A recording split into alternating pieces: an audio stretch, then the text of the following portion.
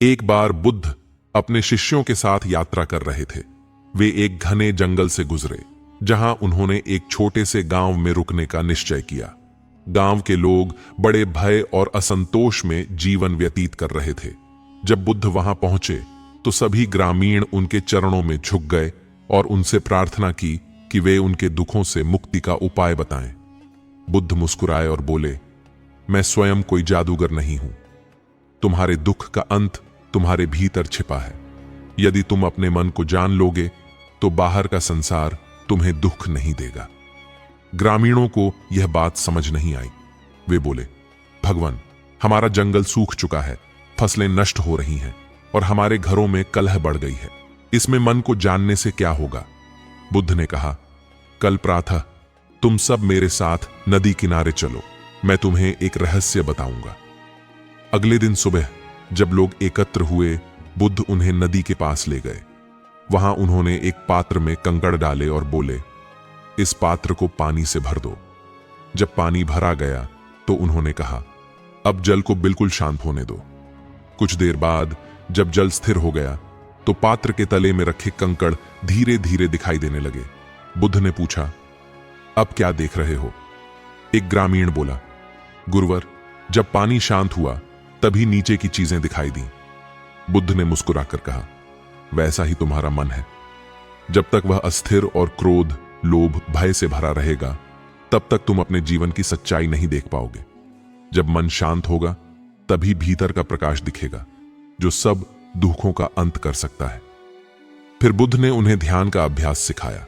उन्होंने कहा, हर सुबह शांति से बैठो, अपनी सांसों को देखो, अपने विचारों को जैसे बादलों की तरह आने दो और जाने दो। किसी विचार से मत उलझो। पहले कुछ दिनों तक लोगों को यह कठिन लगा, मगर धीरे धीरे वे अपने भीतर शांति का अनुभव करने लगे। जो लोग वर्षों से झगड़ते थे वे एक दूसरे से सहजता से बात करने लगे। जो निराश थे उनमें फिर से जीवन की आशा जाग उठी। कुछ सप्ताह बाद गांव में नए पेड़ लगाए गए। वर्षा आई और नदी फिर से बहने लगी। ग्रामीणों ने समझा कि यह किसी चमत्कार का फल नहीं, बल्कि उनकी एकाग्रता, सहिष्णुता और शांति की शक्ति का परिणाम था। बुद्ध ने विदा लेते हुए कहा, जो व्यक्ति अपने मन का स्वामी बन जाता है, संसार उसे कभी हिला नहीं सकता। यह सबसे बड़ा वरदान है। उस दिन से गांव को शांत ग्राम कहा जाने लगा। लोगों ने अपने बच्चों को यही शिक्षा दी कि बाहरी परिस्थितियां बदल जाएं तो भी मन को स्थिर रखना ही सच्चा धर्म है। जब बुद्ध वहां से चले तो प्रत्येक व्यक्ति के हृदय में एक नया सूरज उग चुका था, आत्मज्ञान का सूरज जो सदैव प्रकाशित रहता है और जीवन में शांति का अमृत बनकर बहता है। बहुत समय पहले की बात है। कपिलवस्तु राज्य में शांति और समृद्धि का साम्राज्य था। वहीं एक छोटा सा गांव था, शांत, हरियाली से भरपूर, जहां किसान अपने खेतों में काम करते थे, बच्चे तालाबों में खेलते थे और वृद्ध वृक्षों की छाया में बोध और अनुभव की बातें करते थे। उसी गांव में एक निर्धन ब्राह्मण रहता था। उसका नाम था सुदर्शन। उसका जीवन कठिनाइयों से भरा हुआ था, पर उसका मन सरल, भावुक और सच्चा था। वह रोज सुबह सूर्य को अर्घ्य देता, फिर गांव में जाकर किसी के खेत में मजदूरी करता और जो कुछ मिल जाता उसी में संतोष करता। पर एक बात थी जो सुदर्शन को बाकी लोगों से अलग बनाती थी, उसका अटूट विश्वास कि जीवन में जो कुछ भी घटता है वह किसी गहरे अर्थ के साथ आता है। वह अक्सर कहा करता था, यह जीवन केवल संयोगों से नहीं चलता, हर कहानी किसी वरदान की तरह हमारे जीवन में आती है, बस हमें उसकी गहराई समझनी होती है। एक दिन गांव में यह खबर फैली कि स्वयं भगवान बुद्ध पास के वन में अपने भिक्षुओं के साथ ठहरे हुए हैं। यह सुनकर पूरा गांव आनंद से भर गया। सभी लोग बुद्ध के दर्शन के लिए चल पड़े। सुदर्शन भी अपनी लाठी और एक कटोरी में कुछ पुष्प लेकर चल पड़ा। उसका हृदय उल्लास से भर गया था। आज उसे जीवन का कोई नया अर्थ मिलेगा, ऐसा उसे महसूस हो रहा था। जब वह उस वन में पहुंचा जहां बुद्ध विराजमान थे तो वहां का दृश्य अत्यंत शांतिपूर्ण था। वृक्षों के नीचे भिक्षु ध्यानमग्न थे और बुद्ध एक वट वृक्ष के नीचे कमलासन पर विराजमान। उनका चेहरा शांत, तेजस्वी और करुणा से भरा हुआ था। सुदर्शन ने जाकर उनके चरणों में फूल चढ़ाए और हाथ जोड़कर बैठ गया। बुद्ध ने उसकी ओर देखा और मंद मुस्कान के साथ कहा, तुम्हारी आंखों में प्रश्न है वत्स, कहो क्या जानना चाहते हो? सुदर्शन ने धीरे से कहा, भगवान, मेरा जीवन कठिन है, दुख से भरा हुआ है, लेकिन फिर भी मैं अक्सर महसूस करता हूं कि हर दुख एक कहानी लेकर आता है, और कभी कभी वो कहानी मेरे लिए किसी वरदान से कम नहीं होती। क्या यह मेरा भ्रम है? बुद्ध कुछ क्षण शांत रहे, फिर उन्होंने अपनी सौम्य दृष्टि सुदर्शन पर जमाते हुए कहना आरंभ किया, वत्स, तुम्हारा अनुभव कोई भ्रम नहीं है, यह सच्चाई है, गहन और परम सत्य। जीवन में जो घटनाएं घटती हैं वे केवल बाह्य रूप से पीड़ा देती हैं, पर भीतर वे आत्मा को निर्मल करती हैं, बुद्धि को विकसित करती हैं और अंततः मोक्ष के मार्ग की ओर ले जाती हैं। एक समय की बात है, अब कथा के भीतर एक और कथा आरंभ होती है, बोधिसत्व की एक पूर्व जन्म की कहानी। बुद्ध ने कहना शुरू किया, बहुत वर्षों पहले हिमालय की तलहटी में एक राज्य था, वीरपुर। वहां का राजा धर्मपाल न्यायप्रिय था। उसका सबसे छोटा पुत्र राजकुमार आदितेय अलग स्वभाव का था। उसे युद्ध में नहीं, ध्यान और ज्ञान में रुचि थी। राजा उसे अक्सर समझाते, आदितेय, तुम्हें युद्ध कला में निपुण होना चाहिए ताकि तुम एक योग्य उत्तराधिकारी बन सको। पर आदितेय विनम्रता से कहता, पिताश्री, मेरी आत्मा को तलवार की चमक नहीं, ध्यान की शांति आकर्षित करती है। एक दिन आदितेय राजमहल छोड़कर वन की ओर निकल पड़ा। उसका मन ज्ञान की खोज में था। कई वर्षों तक वह तप करता रहा, भिक्षा मांगकर जीवन यापन करता और ध्यान में लीन रहता। एक दिन जब वह एक पर्वतीय कुटिया में तप कर रहा था, तब भयंकर तूफान आया। जंगल में आग लग गई, चारों ओर हाहाकार मच गया। एक घायल मृग उसके समीप आकर गिरा। आदितेय ने उसे अपनी शाल में लपेटा, जलते जंगल से बाहर निकला और उसकी सेवा की। कुछ दिन बाद जब वह स्वस्थ हो गया तो वह मृग चला गया। पर उस रात आदितेय के स्वप्न में एक देवता प्रकट हुए। उन्होंने कहा, हे तपस्वी, वह मृग कोई साधारण जीव नहीं था, वह स्वयं धर्म का प्रतीक था। तुमने उसकी रक्षा की और इसलिए तुम्हें एक वरदान प्राप्त होगा। तुम्हारा हर दोहा, हर संघर्ष किसी गहरी कहानी का भाग होगा जो अंततः तुम्हें ज्ञान के शिखर तक पहुंचाएगी। यह कहानी तुम्हारे लिए किसी वरदान से कम नहीं होगी। आदितेय की आंखों से आंसू बहने लगे। उसने समझ लिया कि जीवन की कठिनाइयां हमें तोड़ती नहीं, गढ़ती हैं, और उस क्षण से उसने अपने सभी दुखों को गुरुओं के समान सम्मान देना शुरू कर दिया। कथा का समापन और वर्तमान में वापसी। बुद्ध चुप हो गए। उनके शब्द अब भी वातावरण में गूंज रहे थे। सुदर्शन भाव विभोर था। उसने आंखें मूंद लीं और जैसे उसका अंतर्मन उस कथा की अग्नि में तप कर शुद्ध हो गया हो। भगवान, उसने धीमे स्वर में कहा, अब मैं समझ गया हूं, यह जो मेरा जीवन है, यह जो संघर्ष है, वे केवल परीक्षा नहीं है। यह तो किसी अदृश्य वरदान की तरह है जो मुझे मेरे सत्य से परिचित कराएंगे। यह कहानी, मेरे जीवन की कहानी, वास्तव में किसी वरदान से कम नहीं है। बुद्ध ने सिर हिलाया और कहा, तुमने सत्य को जान लिया वत्स। अब तुम्हारे भीतर जो जागृति आई है वह तुम्हें अंधकार से मुक्त करेगी। उस दिन से सुदर्शन का जीवन बदल गया। वह अब भी वही मजदूर था, पर अब उसका चेहरा शांत और आनंदमय था। गांव वाले कहते थे, सुदर्शन के भीतर कोई दिव्यता समा गई है। वह अपनी कहानी सुनाता और अंत में यही कहता, यह जो मेरी कहानी है, यह वास्तव में मेरे लिए किसी वरदान से कम नहीं है। और धीरे धीरे उसकी बातों ने गांव के कई जीवन बदल दिए। दुख अब लोगों को तोड़ते नहीं थे, वे उन्हें एक नई दृष्टि देते थे, क्योंकि अब सबको यह समझ में आ गया था, हर कहानी में एक वरदान छिपा होता है, बस उसे देखने के लिए आंखें नहीं, जागृत दृष्टि चाहिए। प्राचीन समय की बात है। मगध राज्य के एक समृद्ध नगर में एक अमीर व्यापारी रहता था, जिसका नाम समरजीत था। समरजीत के पास धन दौलत की कोई कमी नहीं थी, परंतु वह स्वभाव से बहुत ही अहंकारी और निर्दयी था।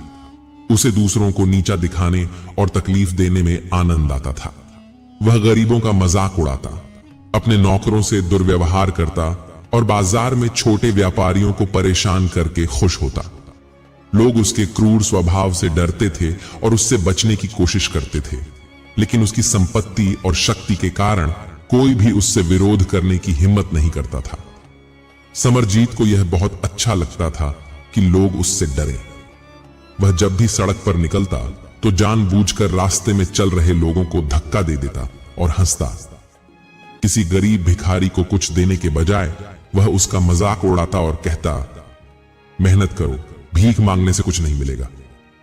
अगर कोई नौकर गलती से उसके कपड़ों पर हाथ भी रख देता तो वह उसे निर्दयता से पीटता। एक दिन नगर में यह खबर फैली कि महान तपस्वी गौतम बुद्ध पास के एक विहार में ठहरे हुए हैं और वहां प्रवचन देंगे। नगर के लोग उनकी शिक्षाओं को सुनने के लिए उत्सुक थे। समरजीत को भी इस बात की खबर लगी, लेकिन उसे कोई रुचि नहीं थी। उसने मजाक उड़ाते हुए कहा, भला कोई सन्यासी क्या सिखाएगा? जीवन में सुख तो धन, वैभव और शक्ति से ही मिलता है। लेकिन जब उसने देखा कि नगर के प्रतिष्ठित व्यापारी और राजा के मंत्री भी बुद्ध के प्रवचन में जा रहे हैं, तो उसे लगा कि उसे भी वहां जाना चाहिए, ताकि लोग यह न सोचें कि वह किसी से कम है। समरजीत भारी ठाठ बाट के साथ विहार पहुंचा। वहां पहले से ही बहुत लोग बैठे हुए थे और बुद्ध की वाणी सुन रहे थे। उन्होंने कहा, क्रोध, अहंकार और दूसरों को दुख देने की प्रवृत्ति आत्मा को कमजोर बनाती है। सच्चा आनंद दूसरों को सुख देने में है, न कि उन्हें पीड़ा देने में।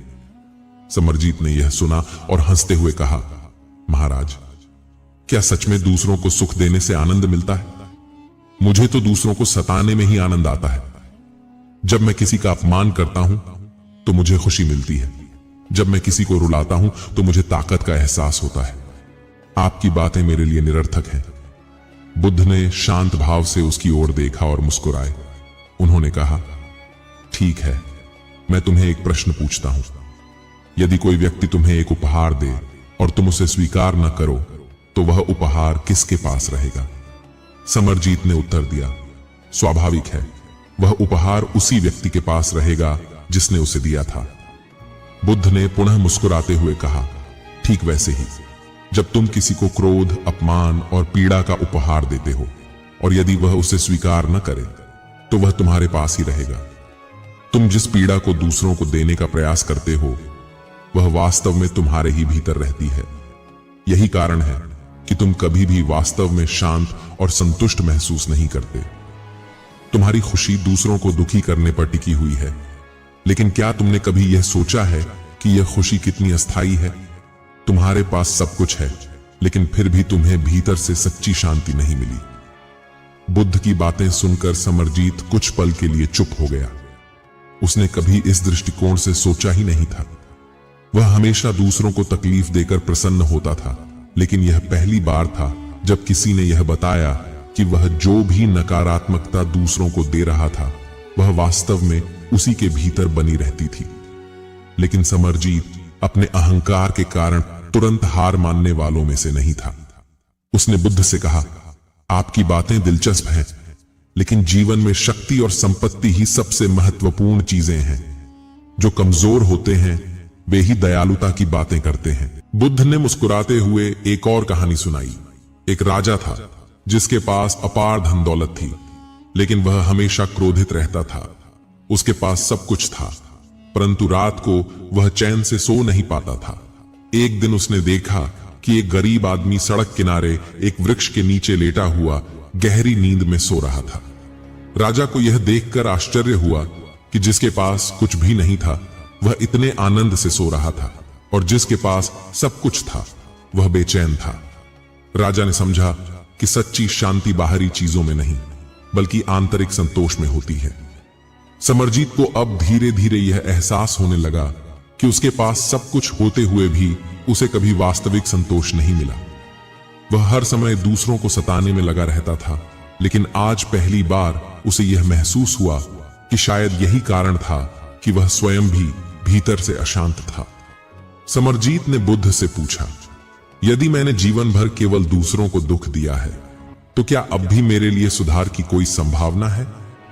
बुद्ध ने उत्तर दिया, हर व्यक्ति के लिए सुधार संभव है यदि वह वास्तव में परिवर्तन चाहता है।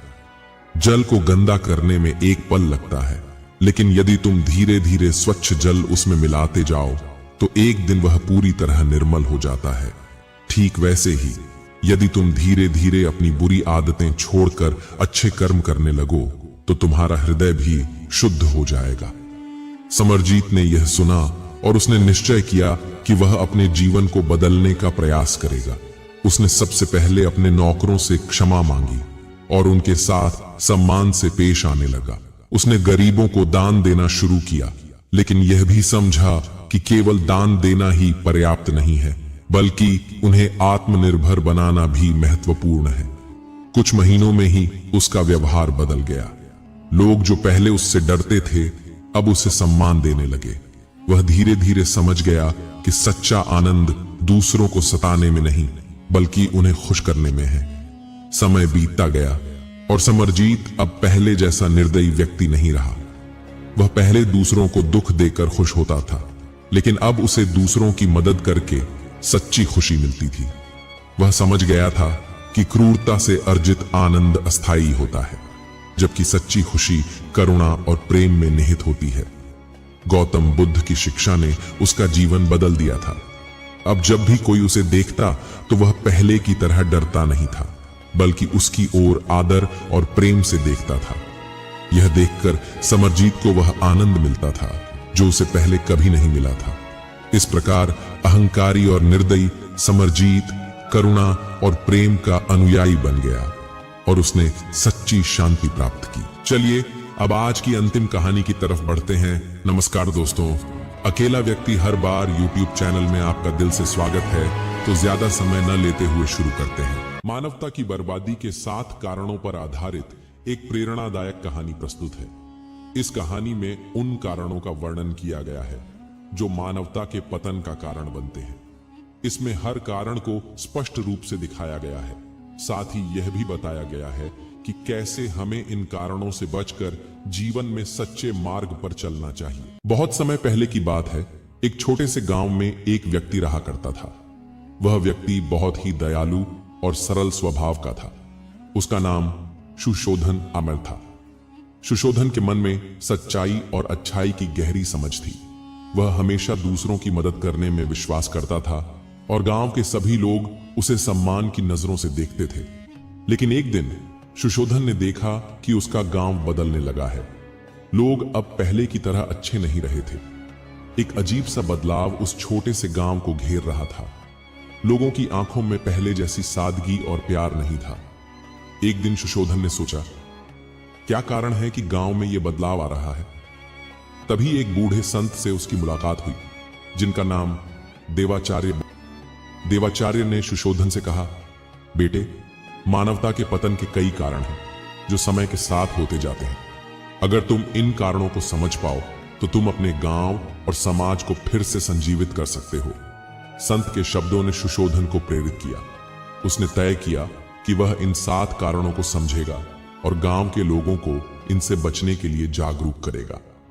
पहला कारण, स्वार्थी प्रवृत्तियां। सुशोधन ने देखा कि गांव के लोग अब केवल अपने स्वार्थ के बारे में सोचने लगे थे। पहले लोग एक दूसरे की मदद करते थे, लेकिन अब हर कोई अपनी ही दुनिया में खो गया था। उन्होंने दूसरों की परेशानियों पर ध्यान देना छोड़ दिया था।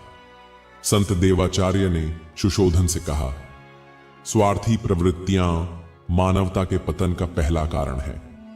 जब लोग केवल अपने स्वार्थ में उलझे रहते हैं तो वे दूसरों के दुख दर्द को महसूस नहीं कर पाते। यही स्वार्थ दूसरों के साथ नफरत, दुश्मनी और ईर्ष्या को जन्म देता है। सुशोधन ने ठान लिया कि वह इस स्वार्थी प्रवृत्ति को गांव में फैलने नहीं देगा। वह सबको समझाने के लिए तैयार हो गया। दूसरा कारण, अहंकार और घमंड। सुशोधन ने देखा कि कुछ लोग अपने पद और प्रतिष्ठा के कारण अहंकार में डूबे हुए थे। वे खुद को दूसरों से श्रेष्ठ मानते थे और अपने आसपास के लोगों को तुच्छ समझते थे। देवाचार्य ने कहा, अहंकार और घमंड मानवता को नष्ट कर देते हैं। जब लोग अपने अहंकार में जीते हैं तो वे न केवल दूसरों के साथ गलत करते हैं बल्कि खुद की आत्मा का भी उल्लंघन करते हैं। सुशोधन ने समझाया कि अगर हम विनम्र रहकर दूसरों का सम्मान करें तो समाज में शांति और सद्भाव रहेगा। तीसरा कारण, अनैतिकता और भ्रष्टाचार। गांव में अब कुछ लोग दूसरों से ज्यादा लाभ लेने के लिए अनैतिक तरीके अपना रहे थे। भ्रष्टाचार ने यहां अपनी जड़ें फैलानी शुरू कर दी थी। देवाचार्य ने कहा, जब लोग अपनी नैतिकता और ईमानदारी खो देते हैं तो वे समाज के लिए खतरा बन जाते हैं। भ्रष्टाचार से न केवल व्यक्तिगत जीवन प्रभावित होता है बल्कि समाज में विश्वास का भी ह्रास होता है। सुशोधन ने इस पर विचार किया और लोगों को समझाया कि अगर हम ईमानदारी से काम करेंगे तो समाज में हर कोई तरक्की करेगा। चौथा कारण, बुरी संगत। सुशोधन ने देखा कि कुछ लोग बुरी संगत में फंस गए थे। वे उन लोगों के साथ समय बिता रहे थे जो सिर्फ नशा करते थे और समाज के लिए कुछ भी अच्छा नहीं कर रहे थे। देवाचार्य ने कहा, बुरी संगत में रहने से लोग बुरे विचारों और आदतों से प्रभावित हो जाते हैं। यह समाज की बुराई का कारण बनता है। सुशोधन ने यह समझाया कि बुरी संगत से हमें हमेशा दूर रहना चाहिए और अच्छे लोगों के साथ संबंध बनाना चाहिए। पांचवां कारण, अहिंसा का त्याग। गांव में लोग अब ज्यादा हिंसक हो गए थे। छोटी छोटी बातों पर झगड़े और लड़ाई होने लगी थी। देवाचार्य ने कहा, अहिंसा का त्याग करना समाज के लिए बहुत ही खतरनाक होता है। जब लोग एक दूसरे पर हिंसा करते हैं तो समाज का वातावरण भय और आतंक से भर जाता है। सुशोधन ने गांव वालों को समझाया कि हमें किसी भी परिस्थिति में हिंसा से बचना चाहिए और शांति से सभी समस्याओं का समाधान करना चाहिए। छठा कारण, शिक्षा का अभाव। गांव में लोग अब पढ़ाई लिखाई को महत्व नहीं दे रहे थे। शिक्षा का स्तर गिरता जा रहा था। देवाचार्य ने कहा, शिक्षा के बिना समाज का विकास नहीं हो सकता। जब लोग अपने बच्चों को शिक्षा नहीं देते तो वे केवल अंधकार में जीते हैं। सुशोधन ने लोगों से अपील की कि वे अपने बच्चों को अच्छी शिक्षा दें ताकि वे समाज में सकारात्मक बदलाव ला सकें। सातवां कारण, धार्मिक आस्थाओं का कमजोर होना। सुशोधन ने देखा कि लोग अब धार्मिक आस्थाओं को कमजोर करने लगे थे। पूजा पाठ और धार्मिक कर्मकांडों में भाग लेना बहुत कम हो गया था। देवाचार्य ने कहा, जब लोगों की धार्मिक आस्थाएं कमजोर हो जाती हैं तो वे जीवन के उद्देश्य को भूल जाते हैं। यह समाज के लिए बहुत ही खतरनाक होता है। सुशोधन ने गांव वालों को समझाया कि हमें अपने धर्म और आस्थाओं को मजबूत करना चाहिए ताकि हम सच्चे मार्ग पर चल सकें। सुशोधन ने संत देवाचार्य की बातों को ध्यान से सुना और समझा। उसने गांव में इन 7 कारणों के बारे में सभी को बताया। धीरे धीरे गांव के लोग जागरूक हुए और उन्होंने इन कारणों से बचने की ठानी। सुशोधन ने जो कदम उठाए उससे गांव में बदलाव आया। लोग एक दूसरे की मदद करने लगे, अहंकार और घमंड से दूर रहे, ईमानदारी और शिक्षा को महत्व दिया और सबसे महत्वपूर्ण बात यह थी कि वे शांति और धर्म के मार्ग पर चलने लगे। यह कहानी हमें यह सिखाती है कि अगर हम मानवता के पतन के इन कारणों से बचें तो हम अपने समाज और दुनिया को एक बेहतर स्थान बना सकते हैं। मानव सभ्यता ने प्रगति की कई ऊंचाइयों को छुआ है, लेकिन अक्सर यह सफलता किसी न किसी नैतिक या मानवीय आधार को नजरअंदाज कर हासिल की गई है। जब व्यक्ति या समाज अपने मूल सिद्धांतों से भटक जाता है तो वह बर्बादी की ओर अग्रसर हो जाता है। गौतम बुद्ध ने हजारों वर्ष पहले मनुष्य की बर्बादी के उन 7 कारणों की पहचान की थी जो आज भी उतने ही प्रासंगिक हैं। ये 7 कारण हैं: सिद्धांतों के बिना राजनीति, श्रम के बिना धन, विवेक के बिना सुख, चरित्र के बिना ज्ञान, नैतिकता के बिना व्यापार, मानवीयता के बिना विज्ञान और त्याग के बिना पूजा। ये केवल शब्द नहीं बल्कि चेतावनी है। यदि इन्हें नजरअंदाज किया जाए तो न केवल व्यक्ति बल्कि पूरी सभ्यता को विनाश का सामना करना पड़ सकता है। सिद्धांतों के बिना राजनीति लोगों को स्वार्थ और छल के जाल में फंसा देती है। श्रम के बिना धन अन्याय को जन्म देता है और विवेक के बिना सुख हमें भोगवाद की ओर ले जाता है। नैतिकता के बिना व्यापार और मानवीयता के बिना विज्ञान समाज को अनैतिकता और असमानता की खाई में धकेल देते हैं। अंत में त्याग के बिना पूजा केवल दिखावा बनकर रह जाती है। यह विचार न केवल जीवन के हर पहलू में संतुलन बनाए रखने की जरूरत को रेखांकित करता है, बल्कि यह भी सिखाता है कि किसी भी प्रगति की बुनियाद नैतिकता, ईमानदारी और मानवता पर होनी चाहिए। बर्बादी के इन कारणों को समझना और इन्हें टालना ही सच्चे सुख और सफलता की कुंजी है। यह कहानी एक छोटे से गांव में रहने वाले युवा व्यापारी शांतनु की है, जो बुद्ध के बताए 7 बर्बादी के कारणों से शिक्षा पाता है। यह कहानी हमें जीवन में विवेक, संतुलन और नैतिकता का महत्व सिखाती है। तो चलिए हम आपको इस कहानी के माध्यम से समझाते हैं कि वह 7 कारण कौन से हैं जिससे मनुष्य बर्बादी की राह पर चला जाता है। तो चलिए शुरू करते हैं। शांतनु अपने गांव का सबसे सफल व्यापारी था। उसकी आय बढ़ रही थी और वह लगातार नई संपत्तियां खरीद रहा था, लेकिन उसकी सफलता के साथ उसका अभिमान भी बढ़ता गया। उसे लगता था कि उसके पास सब कुछ है और वह दूसरों से श्रेष्ठ है। एक दिन गांव में एक वृद्ध साधु आए। उन्होंने गांव वालों को संबोधित करते हुए कहा, मनुष्य की बर्बादी के 7 कारण हैं। वह 7 कारण यह हैं: सिद्धांतों के बिना राजनीति, श्रम के बिना धन, विवेक के बिना सुख, चरित्र के बिना ज्ञान, नैतिकता के बिना व्यापार, मानवीयता के बिना विज्ञान, त्याग के बिना पूजा। शांतनु ने इन बातों को अनसुना कर दिया। उसने सोचा, ये सब मेरे जैसे सफल आदमी के लिए नहीं है। लेकिन वृद्ध साधु की बातों का महत्व उसे जल्द ही समझ में आने वाला था। शांतनु का व्यापार दिन ब दिन बढ़ रहा था, लेकिन उसने अपने श्रमिकों का शोषण शुरू कर दिया। वह उन्हें कम वेतन देता और अधिक काम करवाता। श्रमिकों के प्रति उसकी सहानुभूति खत्म हो गई थी। एक दिन उसके एक पुराने कर्मचारी रमेश ने कहा, मालिक, हमें मेहनत का पूरा फल चाहिए। आप जितना कमा रहे हैं उसमें से हमारा भी हिस्सा होना चाहिए। शांतनु ने गुस्से में रमेश को काम से निकाल दिया, लेकिन जैसे जैसे रमेश के जाने के बाद अन्य श्रमिक भी विरोध करने लगे, शांतनु का व्यापार लड़खड़ाने लगा।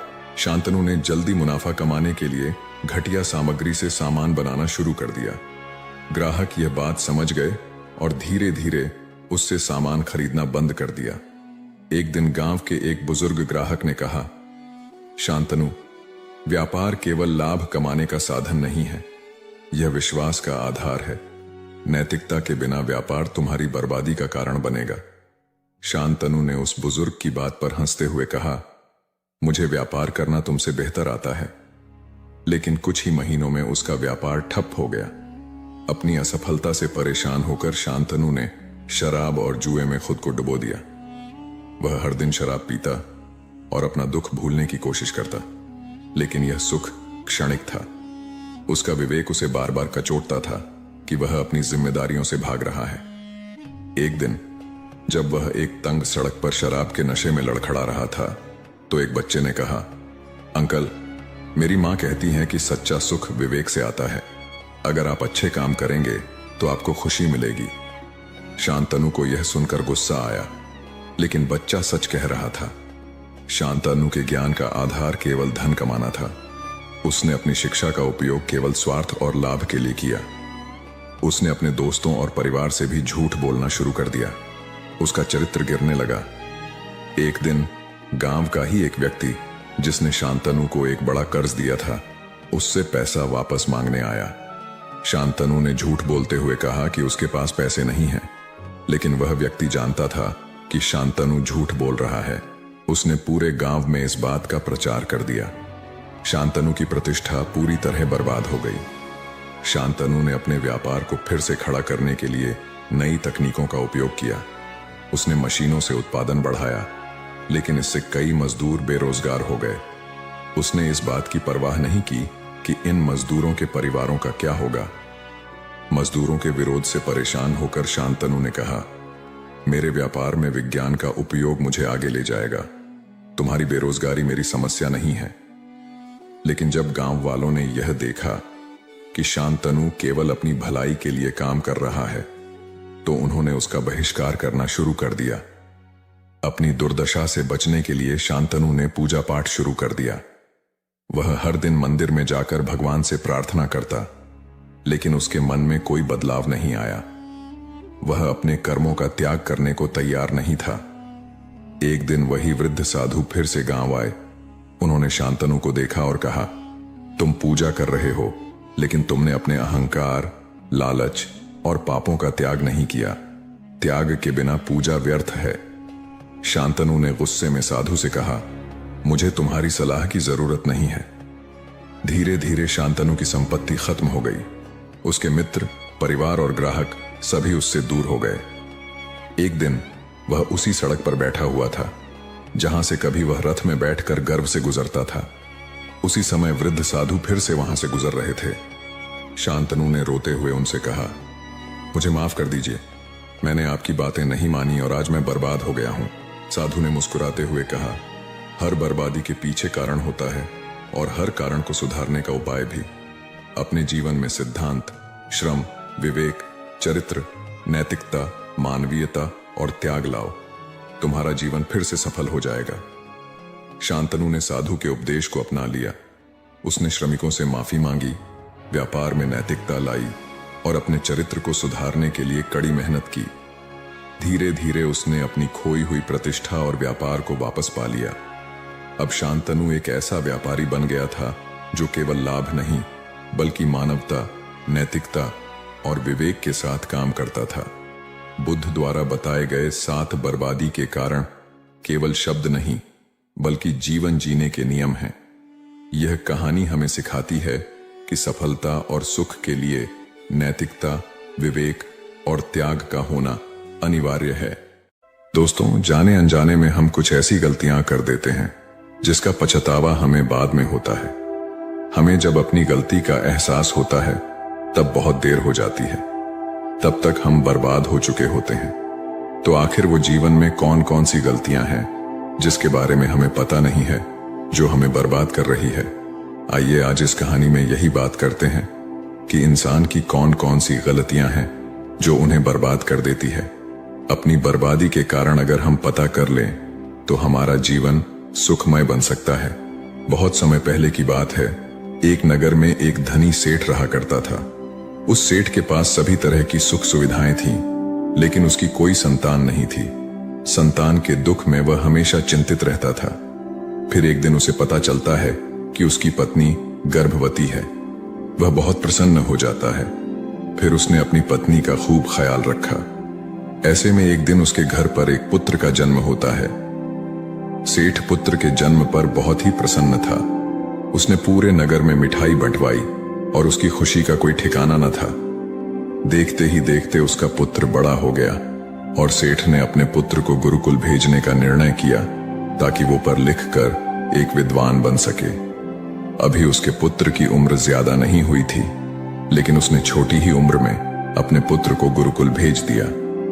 गुरुकुल में वो बालक अच्छे से शिक्षा ग्रहण करता, अपने गुरु की सभी आज्ञाओं का पालन करता। ऐसे में वह बालक वहां का सबसे होनहार विद्यार्थी बन गया। गुरुकुल में उस बालक ने सारे वेद, पुराण और शास्त्रों का अध्ययन किया और बहुत बड़ा विद्वान बन गया। गुरु भी उस बालक से बहुत ही प्रसन्न थे कि उसने छोटी सी ही उम्र में सारा ज्ञान अर्जित कर लिया। लेकिन वो कहते हैं, न समय कब बदल जाए किसी को पता नहीं रहता है। ऐसे ही एक दिन किसी प्राकृतिक आपदा की वजह से उसके माता पिता की मृत्यु हो गई और जब उसके माता पिता की मृत्यु हुई तब तक उस बालक की शिक्षा पूर्ण नहीं हुई थी। और जब उस बालक ने इस खबर को सुना कि उसके माता पिता इस दुनिया में नहीं रहे और उनका सब कुछ बर्बाद हो चुका है, तो उस बालक का इस सांसारिक मोह माया से मन उठ गया। उसके बाद उस बालक ने निश्चय किया कि वो गुरुकुल से शिक्षा पूर्ण करने के बाद अपना संपूर्ण जीवन लोगों की भलाई में व्यतीत कर देगा। और जब उस बालक की शिक्षा पूर्ण हो गई, उसके बाद वो बालक सन्यासी बन गया और वह सांसारिक वस्तुओं से दूर हिमालय की जंगल में चला गया। वन में जाकर उसने लंबे समय तक तपस्या की। तपस्या पूर्ण करने के बाद उस सन्यासी ने लोगों को शिक्षा देना प्रारंभ कर दिया। समय के साथ साथ उस सन्यासी की चर्चा चारों तरफ होने लगी और दूर दूर से लोग उसके पास शिक्षा ग्रहण करने आने लगे और बहुत से लोग उसके पास अपनी समस्याओं का समाधान खोजने के लिए भी आने लगे। सन्यासी सभी लोगों की समस्याएं बड़ी आसानी से सुलझा देता, जिस वजह से वो पूरे राज्य में मशहूर हो गया था। लेकिन जिस नगर में वो रहता था, उस नगर का राजा एक क्रूर व्यक्ति था। जब राजा को उस सन्यासी के बारे में पता चला तो उस राजा ने उससे मिलने का निश्चय किया। अगली सुबह राजा अपने महल से निकलकर उस सन्यासी से मिलने के लिए निकल गया और फिर सन्यासी के कुटिया के बाहर पहुंच गया। वहां पहुंचकर जब राजा ने उस सन्यासी को देखा, तब राजा उस सन्यासी को देखता ही रह गया। उसके चेहरे पर एक अलग ही तेज था। जब वो उस सन्यासी के पास पहुंचा, तब राजा को अपार शांति का अनुभव हुआ। उस राजा ने सन्यासी को प्रणाम किया और उनके पास ही बैठ गया और उनसे वार्तालाप करने लगा। वो राजा पहली ही मुलाकात में उस सन्यासी के व्यक्तित्व से इतना प्रभावित हुआ कि उसने उसी समय से अच्छाई की राह पर चलने की ठान ली और मन ही मन सोचने लगा कि इतनी छोटी सी मुलाकात में यह सन्यासी मुझे इतना बदल सकता है, तो अगर यह हमेशा मेरे साथ ही रहने लगे तो मेरी तो जिंदगी ही बदल जाएगी। और यही सोचकर राजा सन्यासी से महल चलने का आग्रह करने लगा। राजा का आग्रह सुनकर सन्यासी मना नहीं कर पाया और वह राजमहल चलने को तैयार हो गए। फिर राजा सन्यासी को लेकर राजमहल की ओर चल दिया। राजमहल पहुंचने पर राजा ने सन्यासी का खूब आदर सत्कार किया और उसके बाद राजा ने सन्यासी को एक सही कमरे में भोजन करवाया। भोजन के बाद सन्यासी ने राजा को धन्यवाद कहा और राजा से जाने की अनुमति मांगी। यह सुनकर राजा ने कहा कि आप हमारे बगीचे में जब तक चाहे रह सकते हैं। आपको यहां पर किसी भी प्रकार की असुविधा नहीं होगी और आप यहां रहेंगे तो हमारे प्रजा को भी अच्छा लगेगा और हमें भी अच्छा लगेगा। यह सुनकर सन्यासी ने राजा का प्रस्ताव स्वीकार कर लिया।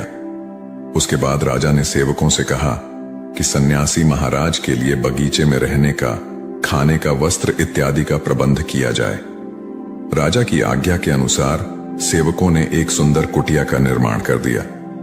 उसके बाद वह सन्यासी उसी कुटिया में रहने लगे। सन्यासी को उस कुटिया में रहते रहते कई साल बीत गए और इस दौरान राजा ने उनकी खूब सेवा की। एक बार एक आवश्यक काम की वजह से राजा और रानी को किसी दूसरे राज्य में जाना पड़ा, इसलिए उन्होंने एक सेवादार को सन्यासी की सेवा में नियुक्त कर दिया। पर वो सेवादार राजा के जाने के बाद बीमार पड़ गया और अपने घर चला गया और कभी लौटकर वापस नहीं आया। ऐसे में राजा जब वापस आया तो सन्यासी क्रोध के मारे उस राजा को बहुत कुछ सुनाया और राजा से कहा कि हे राजन, जो जिम्मेदारी तुम पूरा नहीं कर सकते तो उसे उठाते ही क्यों हो। तब राजा ने सन्यासी से क्षमा मांगते हुए कहा, हे गुरुदेव, यदि मुझसे कोई भूल हो गई हो तो उसके लिए मैं आपसे क्षमा मांगता हूं। मुझे क्षमा कर दीजिए और आप अपना क्रोध शांत कीजिए और कृपा करके बताइए कि आपको क्या कष्ट हुआ है। यह सुनकर उस सन्यासी ने कहा कि तुम्हारे जाने के बाद मुझे यहां पर किसी ने भोजन नहीं दिया और मैं बहुत दिनों तक भूखा ही रहा। मुझे यहां पर आकर किसी ने पूछा तक नहीं कि मैं किस हाल में हूं। यह सुनकर राजा ने सन्यासी से फिर से क्षमा मांगे और कहा, हे गुरुदेव, आज के बाद ऐसी कोई गलती नहीं होगी। और इसके बाद मामला शांत हो गया। जब राजा और सन्यासी के बीच वार्तालाप हो रही थी, तब रानी भी ये सारी बातें चुपके से सुन रही थी और सब कुछ देख रही थी। उसके बाद राजा ने उस सन्यासी को कोई भी शिकायत का मौका नहीं दिया और उसकी खूब सेवा की। परंतु कुछ दिनों बाद राजा को फिर किसी आवश्यक कार्य से अपने राज्य से बाहर जाना पड़ा। लेकिन इस बार राजा ने राज्य से बाहर जाने से पहले अपने रानी को कहा कि जब तक मैं नहीं आऊं तब तक आप स्वयं सन्यासी की देखभाल करोगी। यह सुनकर रानी ने कहा कि जी महाराज, आप निश्चिंत होकर जाइए, मैं सन्यासी महाराज की अच्छे से सेवा करूंगी। उसके बाद रानी हर रोज भोजन बनाकर सन्यासी को भेज देती थी। लेकिन एक दिन रानी नहाने के लिए चली गई और सन्यासी को भोजन देना भूल गई। सन्यासी ने काफी देर तक भोजन का इंतजार किया, लेकिन जब भोजन नहीं आया तो सन्यासी सोच में पड़ गया कि आज खाना क्यों नहीं आया। उसके बाद सन्यासी ने सोचा कि वो खुद महल में जाकर देखेगा कि आखिर अब तक खाना क्यों नहीं आया, और फिर वह महल पहुंच गया। जब वो महल के अंदर दाखिल हुआ, वहां उसकी नजर रानी पर पड़ी। रानी के लंबे लंबे घने काले बाल जो कि उसके कमर पर लहरा रही थी, उसकी कजरारी आंखें जो देखने मात्र से किसी को भी घायल कर दे, उसकी हिरनी जैसी चाल। रानी के इतने सुंदर रूप को देखकर सन्यासी चकित हो गया और रानी की सुंदरता सन्यासी के मन में घर कर गई और वह वहां से बिना कुछ कहे ही अपनी कुटिया में लौट आया। सन्यासी रानी के रूप की सुंदरता को भुला ना सका और वह खाना पीना छोड़कर अपनी कुटिया में पड़ा रहा। सन्यासी अपने विचारों के चलते कई दिनों तक कुछ नहीं खाया, जिस वजह से वो बहुत कमजोर हो गया। फिर कुछ समय बाद राजा वापस लौटे और जब उन्हें सन्यासी की हालत का पता चला तो वह सीधे सन्यासी से मिलने उनके कुटिया के पास पहुंच गए और बोले कि हे गुरुदेव, क्या बात है, आपको क्या हो गया है और आप इतने कमजोर कैसे हो गए? आखिर आपको किस बात की चिंता है? किस गहरी सोच में डूबे हुए हो? क्या मुझसे कोई भूल हो गई है? तब सन्यासी ने कहा कि नहीं राजन, आपसे कोई भूल नहीं हुई है। यह सुनकर राजा ने कहा, तो फिर आखिर क्या बात है, आप मुझे बताइए, मैं आपकी परेशानी जरूर हल करूंगा। यह सुनकर सन्यासी ने राजा से कहा कि हे राजन, मैं आपके रानी की अद्भुत सुंदरता को देखकर उनके विचारों में खो गया हूं और अब मैं रानी के बिना जिंदा भी नहीं रह सकता। यह बातें सुनकर राजा हैरान रह गया और कुछ देर सोचने के बाद राजा ने उस सन्यासी से कहा, मैं आपको रानी दे दूंगा। यह बात सुनते ही सन्यासी बहुत प्रसन्न हो गया। फिर राजा सन्यासी को लेकर महल चले गए और जब राजा सन्यासी को लेकर महल पहुंचे, उस दिन रानी ने सबसे सुंदर वस्त्र पहनी हुई थी। फिर राजा रानी के पास पहुंचे और रानी से कहा कि आपको इस सन्यासी की मदद करनी चाहिए। यह बहुत कमजोर पड़ गए हैं और मैं नहीं चाहता कि किसी ज्ञानी पुरुष की हत्या का कलंक मेरे सर पर लगे। उसके बाद राजा ने रानी से पूछा कि क्या आप इस कलंक को अपने सिर लेना चाहेंगे? राजा की यह बात सुनकर रानी ने राजा से पूछा कि आखिर इस सन्यासी के दुख का कारण क्या है? तब राजा ने रानी से कहा कि सन्यासी आपके अद्भुत सुंदरता के दीवाने हो गए हैं। राजा की यह बात सुनकर रानी ने कहा, राजन आप चिंता न करें, अब आप सब कुछ मेरे ऊपर छोड़ दीजिए। मुझे पता है कि मुझे अब क्या करना है। उससे आपके ऊपर न तो सन्यासी के हत्या का पाप लगेगा और न ही उससे मेरी पवित्रता का नाश होगा। रानी की यह बात सुनकर राजा ने रानी को सन्यासी को सौंप दिया। उसके बाद सन्यासी रानी को लेकर कुटिया में पहुंचे। कुटिया के अंदर दाखिल होकर रानी ने सन्यासी से कहा कि हमें रहने के लिए घर चाहिए, हम इस झोपड़ी में नहीं रह सकते। यह सुनकर सन्यासी राजा के पास गया और राजा से जाकर बोला कि हे राजन, हमें रहने के लिए एक घर चाहिए। सन्यासी की बात सुनकर राजा ने उनके लिए घर का प्रबंध कर दिया। फिर सन्यासी रानी को लेकर घर पहुंचा। जब रानी सन्यासी के साथ उस घर पर पहुंची, तब रानी ने कहा कि यह घर तो बहुत गंदा है और इसकी हालत बहुत खराब है, मैं इस घर में नहीं रह सकती। यह सुनकर फिर से वो सन्यासी राजा के पास गया और राजा के पास जाकर बोला, हे राजन, आपने जो हमें घर दिया है उस घर की हालत बहुत खराब है। सन्यासी की बात सुनकर राजा ने घर की हालत ठीक करवा दी। उसके बाद फिर रानी घर के अंदर गई और नहा धोकर बिस्तर पर आ गई। फिर सन्यासी भी बिस्तर पर आ गया। फिर उसके बाद रानी ने सन्यासी से कहा कि आपको पता है आप कौन हैं और अब आप क्या बन गए हैं? आप एक महान सन्यासी थे जिसके लिए राजा स्वयं सारी सुविधाएं उपलब्ध कराते थे। ऐसा सन्यासी जिसके पास लोग दूर दूर से ज्ञान ग्रहण करने के लिए आते थे, जो लोगों को सत्य की राह दिखाया करते थे, जो लोगों की समस्याओं का समाधान करते थे, जिनको सभी लोग सर्वश्रेष्ठ गुरु मानने लगे थे, जिनकी लोग भगवान के रूप में भी पूजा किया करते थे, और आज आप अपने वासना के कारण मेरे गुलाम बन गए हैं। रानी की ये सारी बातें सुनकर उस सन्यासी को बड़ा झटका लगा और उसे महसूस हुआ कि वो तो एक सन्यासी है और वो ये सब क्या कर रहा है। वो तो इन सारी सुख सुविधाओं को छोड़कर शांति की तलाश में वन में चला गया था। जब सन्यासी को सुध-बुध आई तो वो जोर जोर से रोने लगा और चिल्लाने लगा और रानी से कहने लगा, मुझे क्षमा कीजिए महारानी, मैं ये क्या करने जा रहा था। मैं अभी इसी वक्त आपको राजा के पास सौंप कर आता हूं। सन्यासी की ये बात सुनकर रानी ने सन्यासी से प्रश्न किया कि हे गुरुदेव, मेरे मन में भी एक प्रश्न उठ रहा है, कृपया मेरे प्रश्न का उत्तर दीजिए। रानी की यह बात सुनकर सन्यासी ने कहा, पूछो, तुम्हारा क्या प्रश्न है? फिर रानी ने कहा, जब आपको उस दिन भोजन नहीं मिला तो आप बहुत क्रोधित हो गए थे।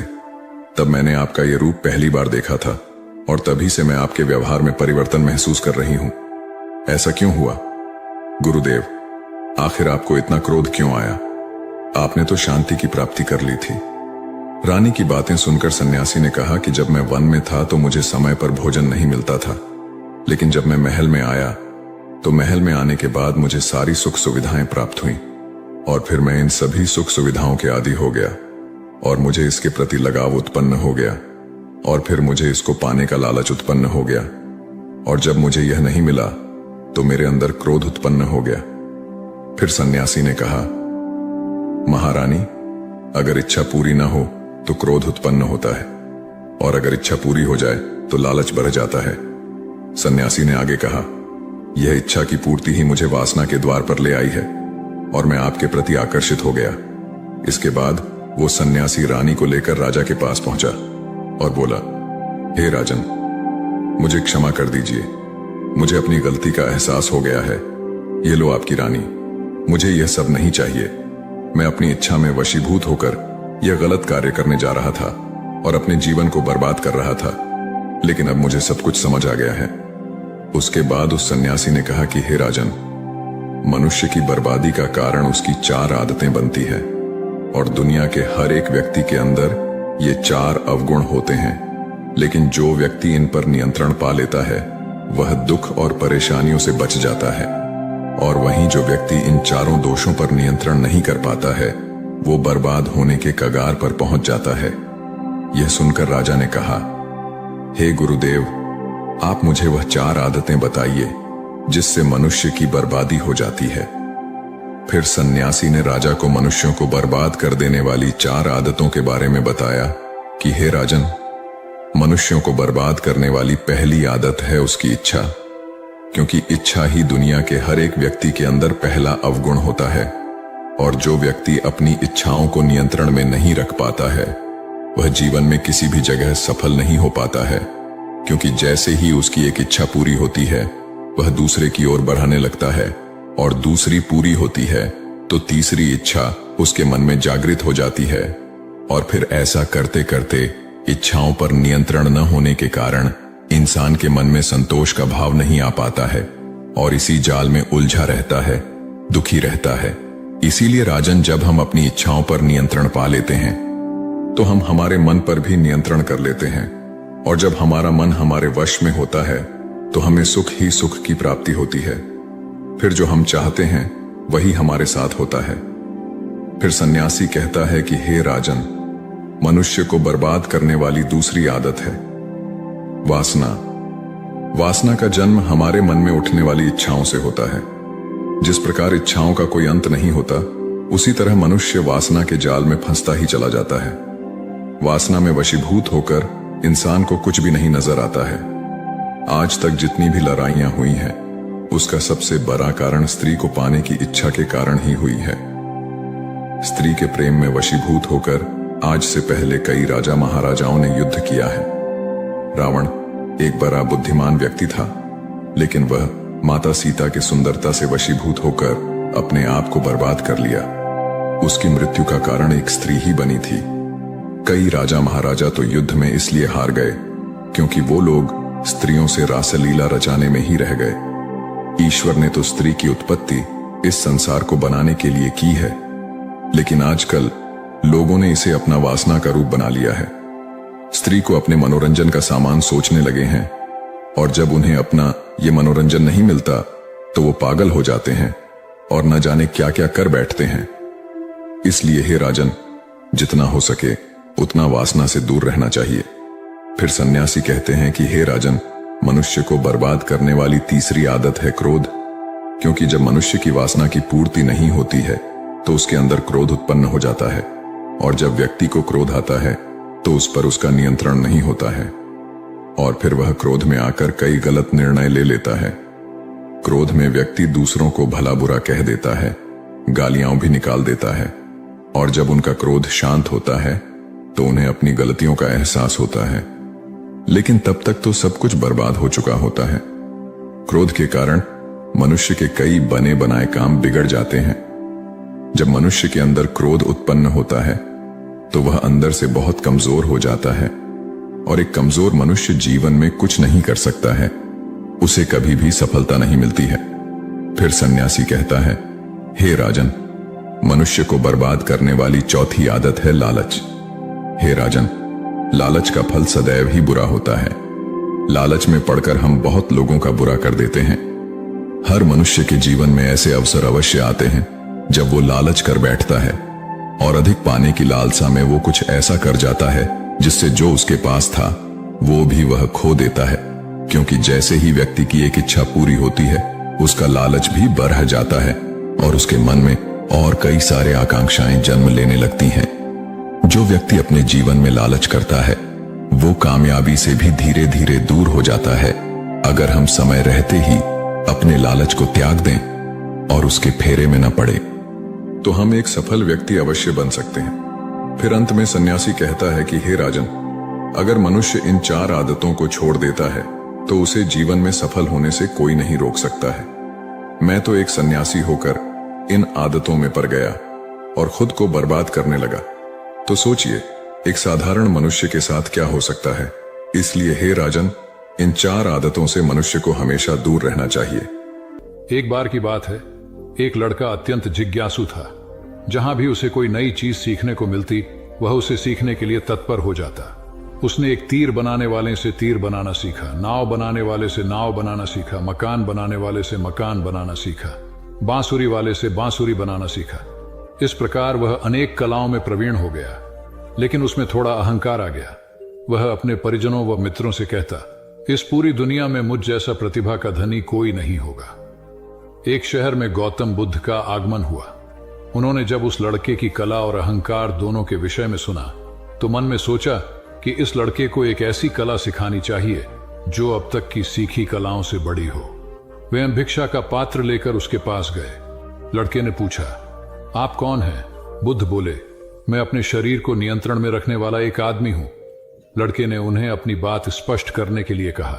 तब उन्होंने कहा, जो तीर चलाना जानता है वह तीर चलाता है, जो नाव चलाना जानता है वह नाव चलाता है, जो मकान बनाना जानता है वह मकान बनाता है, मगर जो ज्ञानी है वह स्वयं पर शासन करता है। लड़के ने पूछा, वह कैसे? बुद्ध ने उत्तर दिया, यदि कोई उसकी प्रशंसा करता है तो वह अभिमान से फूलकर खुश नहीं हो जाता, और यदि कोई उसकी निंदा करता है तो भी वह शांत बना रहता है। ऐसा व्यक्ति ही सदैव आनंद में रहता है। लड़का जान गया कि सबसे बड़ी कला स्वयं को वश में रखना है। कथा सार यह है कि आत्मनियंत्रण जब सध जाता है तो संभव आता है, और यही संभव अनुकूल प्रतिकूल दोनों स्थितियों में हमें प्रसन्न रखता है। सिद्धार्थ ने मौन का महत्व समझाया।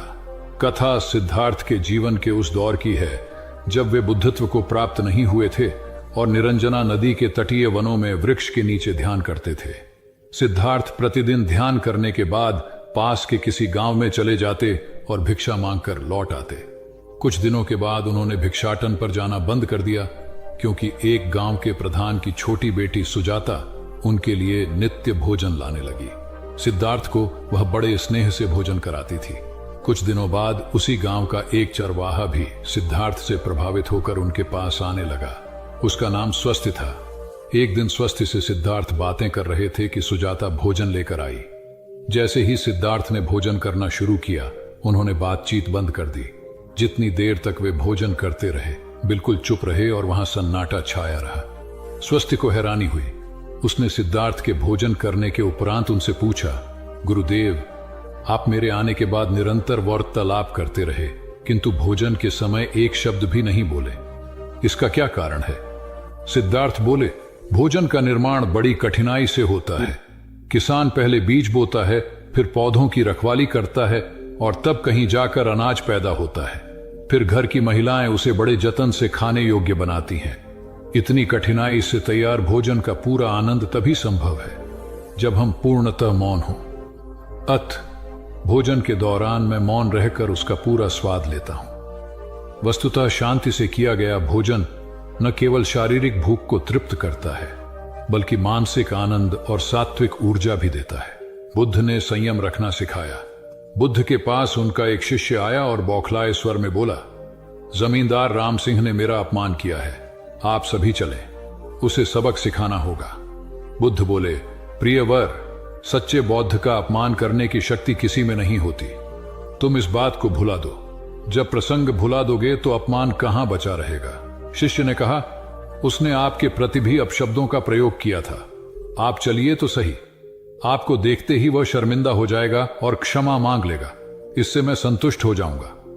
बुद्ध कुछ विचार कर बोले, अच्छा, यदि ऐसी बात है तो मैं अवश्य ही राम जी के पास चलकर उसे समझाने का प्रयास करूंगा। शिष्य ने आतुर होकर कहा, चलिए, नहीं तो रात हो जाएगी। बुद्ध ने कहा, रात आएगी तो क्या, रात के पश्चात दिन भी तो आएगा। यदि तुम वहां चलना आवश्यक ही समझते हो तो मुझे कल याद दिलाना, कल चलेंगे। दूसरे दिन बात आई गई हो गई। शिष्य अपने काम में लग गया और बुद्ध अपनी साधना में लीन हो गए।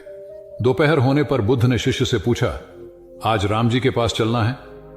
शिष्य ने कहा, नहीं, मैंने जब घटना पर फिर से विचार किया तो मुझे इस बात का आभास हुआ कि भूल मेरी ही थी। अब राम जी के पास चलने की कोई जरूरत नहीं है। बुद्ध ने मुस्कुराकर कहा, अगर हम तुरंत प्रतिक्रिया देने से बचें तो हमारे भीतर की कटुता समाप्त हो जाती है। शिष्य बुद्ध का आशय समझ उनके प्रति नतमस्तक हो गया। ध्यान और सावधानी का रहस्य। महात्मा गौतम बुद्ध के श्रावस्ती में प्रवचन चल रहे थे। प्रवचन में नित्य ही बड़ी संख्या में लोग आते और विविध महत्वपूर्ण व गंभीर विषयों पर बुद्ध से ज्ञान ग्रहण करते। बुद्ध का शिष्य वर्ग भी काफी विशाल था, जो प्रवचन स्थल की व्यवस्था संभालता और बुद्ध की सेवा में सदैव तत्पर रहता। एक बार रात के समय महात्मा बुद्ध प्रवचन दे रहे थे। सदैव की भांति काफी लोग उनके प्रवचन सुन रहे थे। एक व्यक्ति जो बुद्ध के ठीक सामने बैठा था, बार बार नींद के झोंके ले रहा था। बुद्ध थोड़ी देर तक तो प्रवचन देते रहे, फिर उससे बोले, वत्स, सो रहे हो? उस व्यक्ति ने हड़बड़ाकर कहा, नहीं महात्मा। बुद्ध ने पुनः प्रवचन प्रारंभ किए। वह व्यक्ति फिर ऊँघने लगा। महात्मा ने फिर वही प्रश्न दोहराया और उसने फिर अचकचा नहीं महात्मा कहा। ऐसा लगभग 8-10 बार हो गया। कुछ देर बाद बुद्ध ने उससे पूछा, वत्स, जीवित हो? हर बार की तरह इस बार भी उसने कहा, नहीं महात्मा। यह सुनकर उपस्थित श्रोताओं में हंसी की लहर दौड़ गई और वह व्यक्ति पूर्णतः चैतन्य हो गया। तब बुद्ध गंभीर होकर बोले, वत्स, निद्रा में तुम्हारे मुख से सही उत्तर मिल ही गया। जो निद्रा में है वह मृतक समान ही है। महात्मा बुद्ध का संकेत था कि गुरु से ज्ञान ग्रहण करते वक्त सजगता अत्यंत आवश्यक है। गाफिल रहने की स्थिति में ज्ञान की प्राप्ति पूर्ण नहीं होती और अधकचरा ज्ञान सदैव खतरनाक साबित होता है। एक क्रोधी ने बौद्ध धर्म अपनाया। बौद्ध भिक्षु बोधि धर्म भ्रमण करते हुए एक गांव में पहुंचे। लोग उनका बहुत आदर करते थे।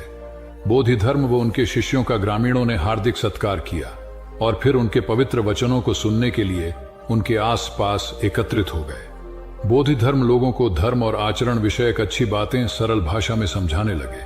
तभी वहां एक व्यक्ति आया और बोधि धर्म को अपशब्द कहने लगा। उपस्थित जनसमूह ने उसे रोकने का बहुत प्रयास किया, किंतु वह नहीं माना तथा अनवरत बोधि धर्म को बुरा भला कहता रहा। लोगों ने कहा कि महाराज, यह व्यक्ति कितना उद्दंड है, निरर्थक ही आपको अपशब्द कह रहा है। बोधि धर्म उस व्यक्ति के इस आचरण पर कदापि क्रोधित नहीं हुए और लोगों से बोले कि यह भविष्य में मेरा सबसे बड़ा भक्त बनने वाला है। लोगों ने पूछा कि कैसे? बोधि धर्म ने उत्तर दिया, कोई कुम्हार के यहां घड़ा लेने जाता है तो घड़े को बजाकर देखा जाता है कि वह फूटा हुआ तो नहीं है। जब 1-2 रुपए के घड़े को कोई इतनी परख कर सकता है तो भला जिसे गुरु मानना है उसे 10-20 गालियां दिए बगैर कैसे पहचानेगा? पहले वह परीक्षा लेगा कि गुरु में धैर्य, आक्रोश व समता भाव कितना है। ये जानने के बाद ही तो वह गुरु को स्वीकारेगा। इसलिए यह व्यक्ति मुझे निरर्थक ही अपशब्द नहीं कह रहा है। और आगे चलकर वास्तव में वह व्यक्ति बोधि धर्म का सबसे बड़ा भक्त बना। किसी को शिक्षा देने से पूर्व स्वयं का आचरण भी तदनुरूप होना चाहिए, तभी गुरु का महान पद मिलता है। वस्तुतः गुरु की गुरुता तभी स्वीकारी जाती है जबकि उसमें सदाचरण के सभी लक्षण मौजूद हों। साधना का महत्व। महात्मा बुद्ध ज्ञान प्राप्ति के लिए घोर तप में लगे थे। उन्होंने शरीर को काफी कष्ट दिया, यात्राएं की, घने जंगलों में कठिन साधना की, पर आत्मज्ञान की प्राप्ति नहीं हुई। निराश हो बुद्ध सोचने लगे, मैंने अभी तक कुछ भी प्राप्त नहीं किया, अब आगे क्या कर पाऊंगा? निराशा, अविश्वास के इन नकारात्मक भावों ने उन्हें क्षुब्ध कर दिया। कुछ ही क्षणों के बाद उन्हें प्यास लगी। वे थोड़ी दूर स्थित एक झील तक पहुंचे। वहां उन्होंने एक दृश्य देखा कि एक नन्ही सी गिलहरी के 2 बच्चे झील में डूब गए।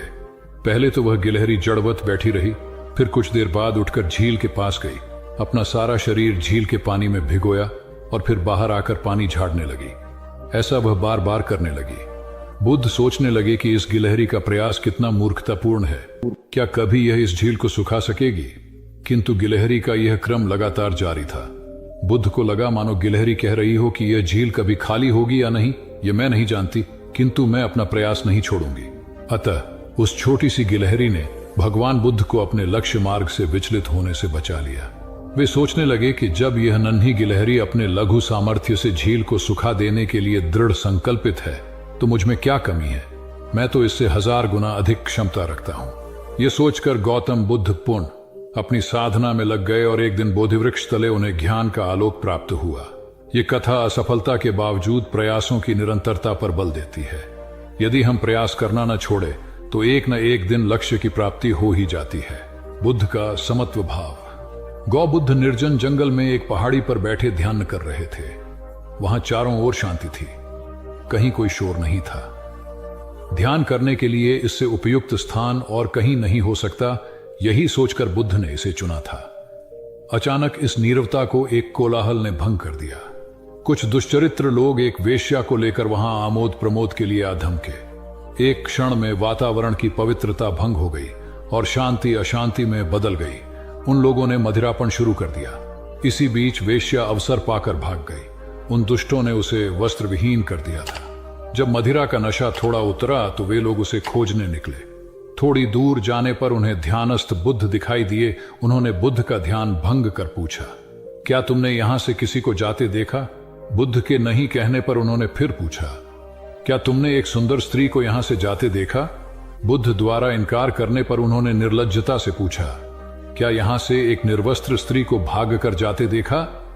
बुद्ध ने शांत भाव से उत्तर दिया, यहां से कोई गया जरूर था, किंतु वह स्त्री थी या पुरुष, मेरे लिए यह पहचान करना असंभव है। जब तुम्हारा मन भी वासना विहीन हो जाएगा तो वह भी स्त्री पुरुष या वस्त्रधारी निर्वस्त्रधारी का भेद करना भूल जाएगा। सभी दुष्ट अपनी भूल जान लज्जित होकर वहां से चले गए। सार यह है कि साधुता विकार रहित और निरपेक्ष दृष्टि से देखती है। वहां प्राणी मात्र में किसी प्रकार के भेद के लिए कोई स्थान नहीं होता। आत्मा साक्षात्कार आवश्यक है। जीवन में एक अज्ञात भय ऐसा है जो ज्ञात भी है परंतु है सबसे बड़ा, और वह है मृत्यु का भय। उम्र, मौत और जिंदगी, इन तीनों के मामले में संसारी और साधु का फर्क देखें तो भय मुक्त हुआ जा सकता है। संत कितना जिए यह महत्वपूर्ण नहीं होता, कैसे जिए यह उपयोगी होता है। देह त्यागने के पूर्व बुद्ध ने जो अंतिम वाक्य कहे थे उसे समझा जाना चाहिए। हंद दानी भिक्खवे आमंत यामी वो, वह धमासन रवारा अपमादीन संपादे था इति, अर्थात हर वस्तु नाशवान है। जीवन का संपादन अप्रमाद के साथ करो। आलस्य के साथ वासना का समावेश हो जाए तो प्रमाद शुरू होता है। बुद्ध ने अपने भिक्षुओं को अपनी अंतिम क्रिया के बारे में भी विस्तार से समझा दिया था। मौत को उन्होंने उत्सव बनाया। भौतिकता की आंधी में आज हम इतने भयभीत हैं कि सांप को तो मार देते हैं और रस्सी से डर जाते हैं। हमारी मौत अवसाद तथा संतों की मृत्यु उपदेश हो जाती है। इसे दिव्य बनाने का प्रयास उम्र के हर पल में और जिंदगी के हर पड़ाव पर सतत करना होगा। कहते हैं जब बुद्ध संसार से गए तो उनकी उम्र 80 वर्ष थी, लेकिन संत समाज मानता है कि वे 40 साल के थे, क्योंकि जब वे 40 वर्ष के थे तब एक पीपल के वृक्ष के नीचे 7 दिन सतत समाधि में रहे और तभी उन्हें पूर्णिमा के दिन बुद्धत्व प्राप्त हुआ था। उसके बाद वे 40 वर्ष और जीवित रहे। अध्यात्म कहता है उम्र तो उसी को मानेंगे जिन क्षणों में आप स्वयं को जान गए। इसलिए याद रखें, कितना जिए यह संसार का समीकरण है, कैसा जिए यह अध्यात्म का गणित है। कौन कौन मोक्ष चाहते हैं? प्रवचन को समाप्ति के बाद भगवान गौतम बुद्ध के पास कई लोग आते थे और अपनी जिज्ञासाओं का समाधान प्राप्त करते थे। एक दिन एक ग्रामीण गौतम बुद्ध के पास आया और बोला, भगवान, आप कई वर्षों से शांति, सत्य और मोक्ष की बात लोगों को समझा रहे हैं, किंतु अब तक कितने लोगों को मोक्ष मिला है? बुद्ध ने कहा, तुम कल आना, तब मैं तुम्हारी बात का उत्तर दूंगा।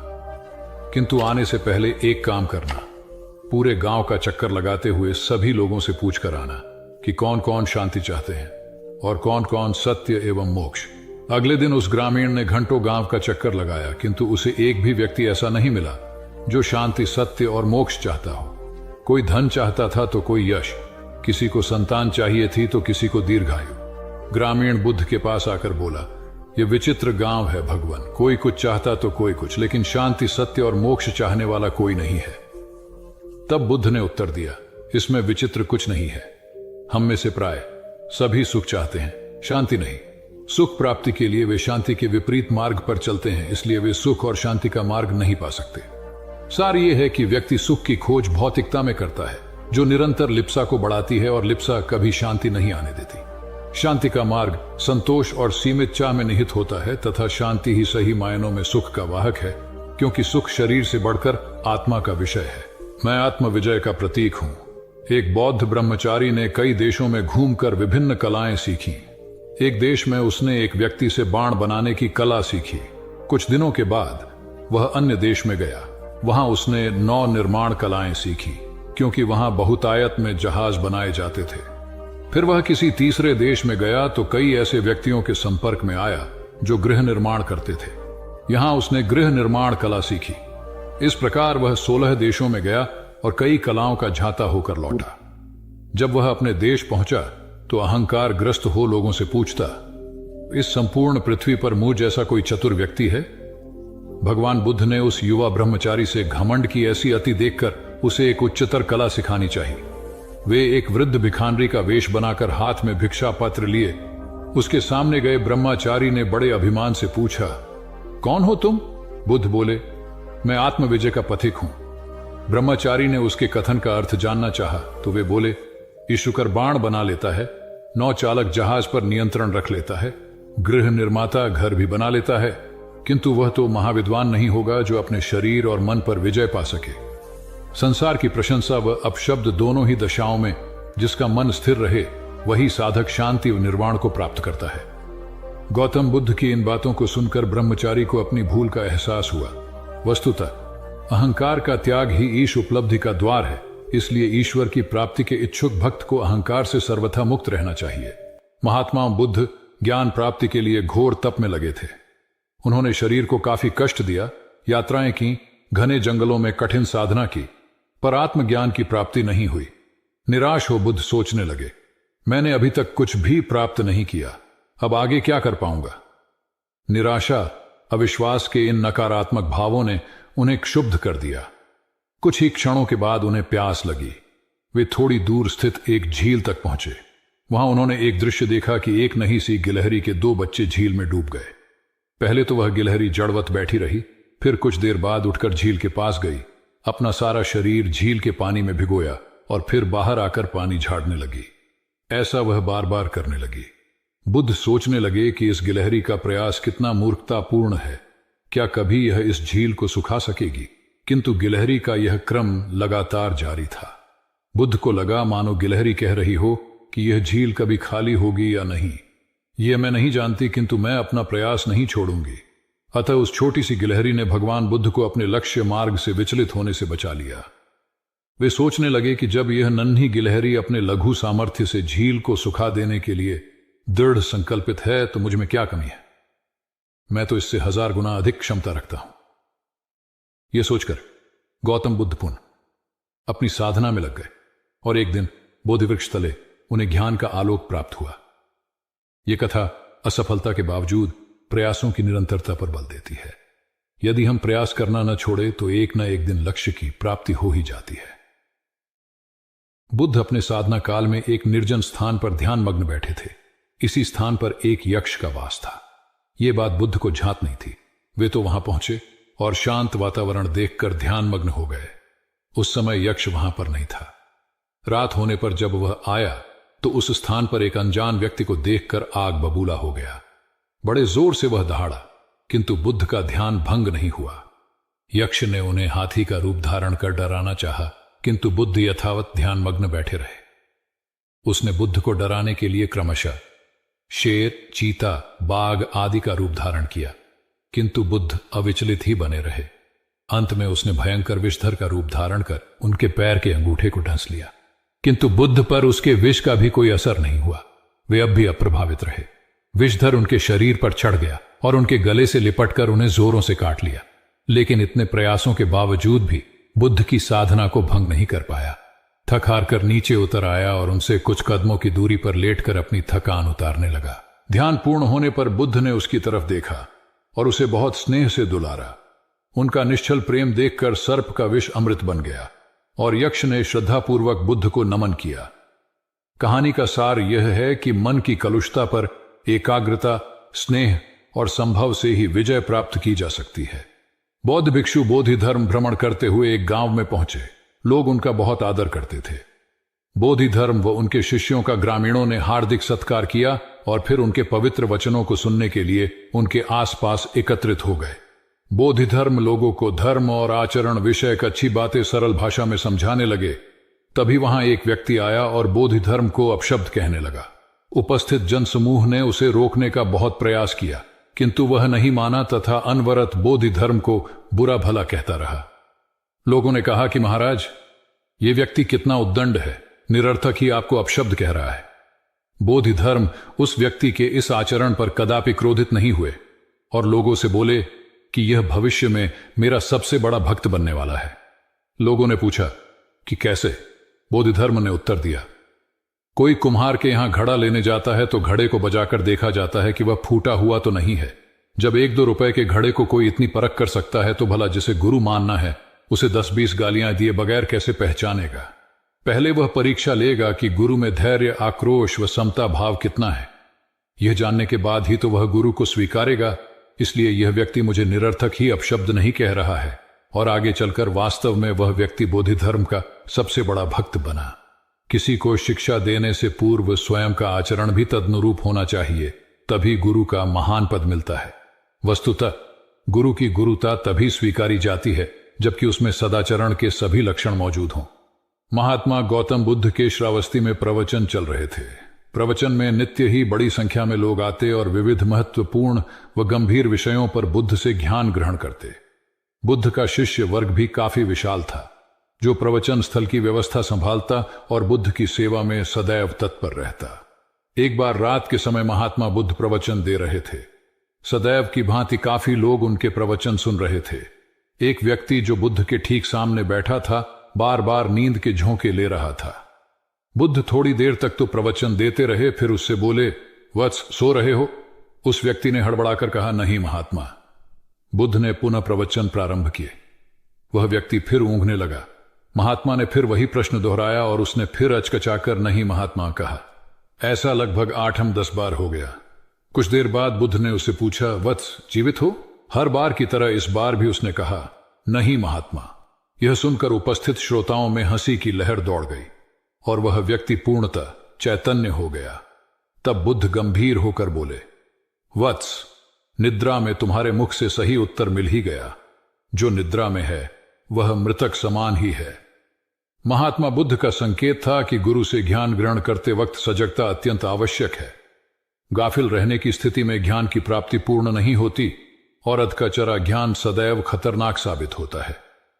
कथा सिद्धार्थ के जीवन के उस दौर की है जब वे बुद्धत्व को प्राप्त नहीं हुए थे और निरंजना नदी के तटीय वनों में वृक्ष के नीचे ध्यान करते थे। सिद्धार्थ प्रतिदिन ध्यान करने के बाद पास के किसी गांव में चले जाते और भिक्षा मांगकर लौट आते। कुछ दिनों के बाद उन्होंने भिक्षाटन पर जाना बंद कर दिया, क्योंकि एक गांव के प्रधान की छोटी बेटी सुजाता उनके लिए नित्य भोजन लाने लगी। सिद्धार्थ को वह बड़े स्नेह से भोजन कराती थी। कुछ दिनों बाद उसी गांव का एक चरवाहा भी सिद्धार्थ से प्रभावित होकर उनके पास आने लगा। उसका नाम स्वस्थी था। एक दिन स्वस्थी से सिद्धार्थ बातें कर रहे थे कि सुजाता भोजन लेकर आई। जैसे ही सिद्धार्थ ने भोजन करना शुरू किया, उन्होंने बातचीत बंद कर दी। जितनी देर तक वे भोजन करते रहे, बिल्कुल चुप रहे और वहां सन्नाटा छाया रहा। स्वस्थी को हैरानी हुई।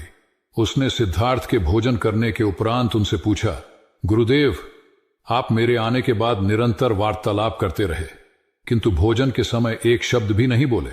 इसका क्या कारण है? सिद्धार्थ बोले, भोजन का निर्माण बड़ी कठिनाई से होता है। किसान पहले बीज बोता है, फिर पौधों की रखवाली करता है और तब कहीं जाकर अनाज पैदा होता है। फिर घर की महिलाएं उसे बड़े जतन से खाने योग्य बनाती हैं। इतनी कठिनाई से तैयार भोजन का पूरा आनंद तभी संभव है जब हम पूर्णतः मौन हों। भोजन के दौरान मैं मौन रहकर उसका पूरा स्वाद लेता हूं। वस्तुतः शांति से किया गया भोजन न केवल शारीरिक भूख को तृप्त करता है, बल्कि मानसिक आनंद और सात्विक ऊर्जा भी देता है। सम्राट अशोक संपूर्ण भारत को अपने राज्य में मिलाना चाहते थे, पर कलिंग के युद्ध में हुए रक्तपात को देखकर उन्हें अत्यधिक दुख पहुंचा। उनकी महत्वाकांक्षा ने जो तबाही मचाई थी, उसे देखकर उन्हें खुद पर ग्लानि हुई। उन्होंने देखा कि लोग दर्द से कराह रहे थे। यह सब विनाश केवल उनकी महत्वाकांक्षा से हुआ था। यह सब देखकर अशोक के मन में विनाश का पथ छोड़कर नेकी के रास्ते पर चलने का विचार जगा। अशोक की राजधानी पाटलिपुत्र थी। पाटलिपुत्र अब पटना के रूप में जाना जाता है। पटना से गया भी अधिक दूर नहीं है, जहां बोधि वृक्ष के नीचे महात्मा बुद्ध को ज्ञान प्राप्त हुआ था।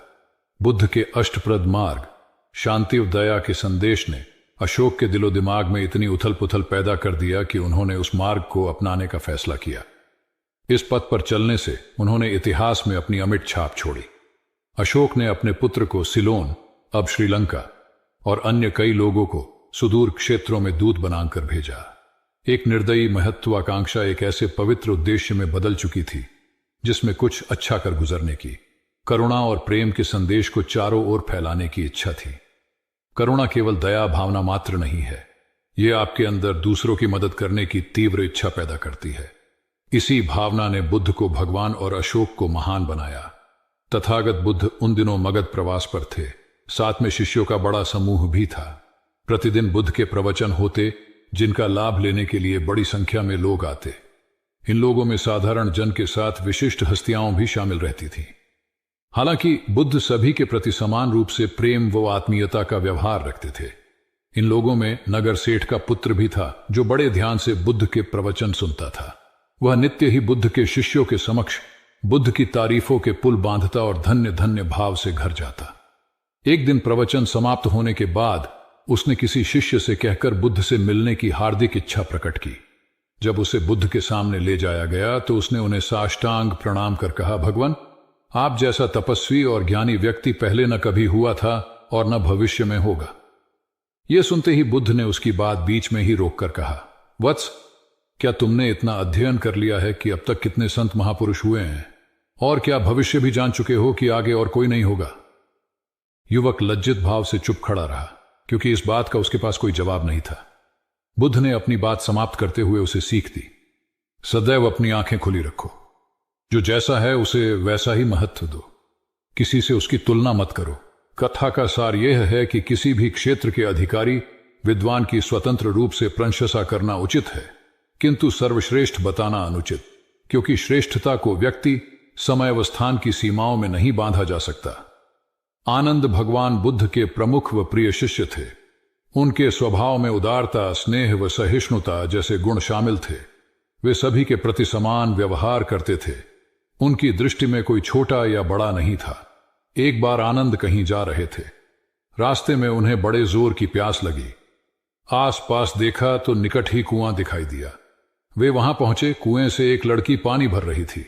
आनंद ने उसके पास जाकर कहा, बहन, मैं बड़ी दूर से आ रहा हूं, मुझे बहुत जोर से प्यास लगी है, कृपा कर पानी पिला दो। उनकी बात सुनते ही लड़की कांप उठी, क्योंकि वह अछूत जाति की थी। वह जानती थी कि किसी ऊंची जाति के व्यक्ति को पानी पिलाना उसके अधिकार क्षेत्र से बाहर है। वह निगाह नीची कर चुपचाप खड़ी रही। आनंद ने प्यास से व्याकुल होकर फिर कहा, बहन, तुमने सुना नहीं, प्यास के मारे मेरे प्राण निकले जा रहे हैं, मुझे पानी पिला दो। लड़की भयवश कुछ नहीं बोल पाई। जब आनंद ने बड़े स्नेह से उससे पानी न पिलाने का कारण पूछा तो वह बोली, मैं निम्न जाति की कन्या हूं, आपको पानी कैसे पिला सकती हूं? उसकी बात सुनकर आनंद ने कहा, बहन, मैंने तुमसे पानी मांगा है, जाति तो नहीं पूछी। आनंद की उदारता ने उस कन्या का भय दूर कर दिया और उन्हें पानी पिलाकर वह धन्य हो गई। कथा का सार यह है कि ईश्वर की दृष्टि सम होने के कारण उसने सभी मनुष्यों को समान शरीर, बुद्धि और भावना से नवाजा है। अपने सृष्टिकर्ता के विरुद्ध जाकर मानव मानव में भेद करना सर्वथा अनुचित है। एक बार भगवान बुद्ध अपने शिष्यों के साथ पाटलिपुत्र पहुंचे। सभी लोग एक विहार में रुके। भोजन के बाद बुद्ध ने आनंद से अगले दिन से प्रवचन आरंभ करने को कहा। अगले दिन बुद्ध का प्रवचन सुनने बड़ी संख्या में लोग उपस्थित थे। बुद्ध प्रवचन देने के बाद लोगों से मिलते, उनकी समस्याएं सुनते और नेक सलाह देते। एक दिन प्रवचन के समय बुद्ध के शिष्य आनंद ने उनसे पूछा, भंते, आपके सामने हजारों लोग बैठे हैं, बताइए कि इनमें सबसे सुखी कौन है? बुद्ध ने एक विहंगम दृष्टि भीड़ पर डालते हुए कहा, वह देखो, सबसे पीछे एक दुबला पतला फटे वस्त्र पहने जो आदमी बैठा है, वह सर्वाधिक सुखी है। आनंद सहमत नहीं हुआ। वह बोला, यह कैसे संभव है? वह तो बहुत दयनीय जान पड़ता है। बुद्ध ने अपनी बात सिद्ध करने के लिए बारी बारी से सामने बैठे लोगों से पूछा, तुम्हें क्या चाहिए? किसी ने संतान मांगी तो किसी ने मकान, कोई रोग मुक्ति चाहता था तो कोई अपने शत्रु पर विजय। ऐसा एक भी व्यक्ति नहीं था जिसे कोई इच्छा ना हो।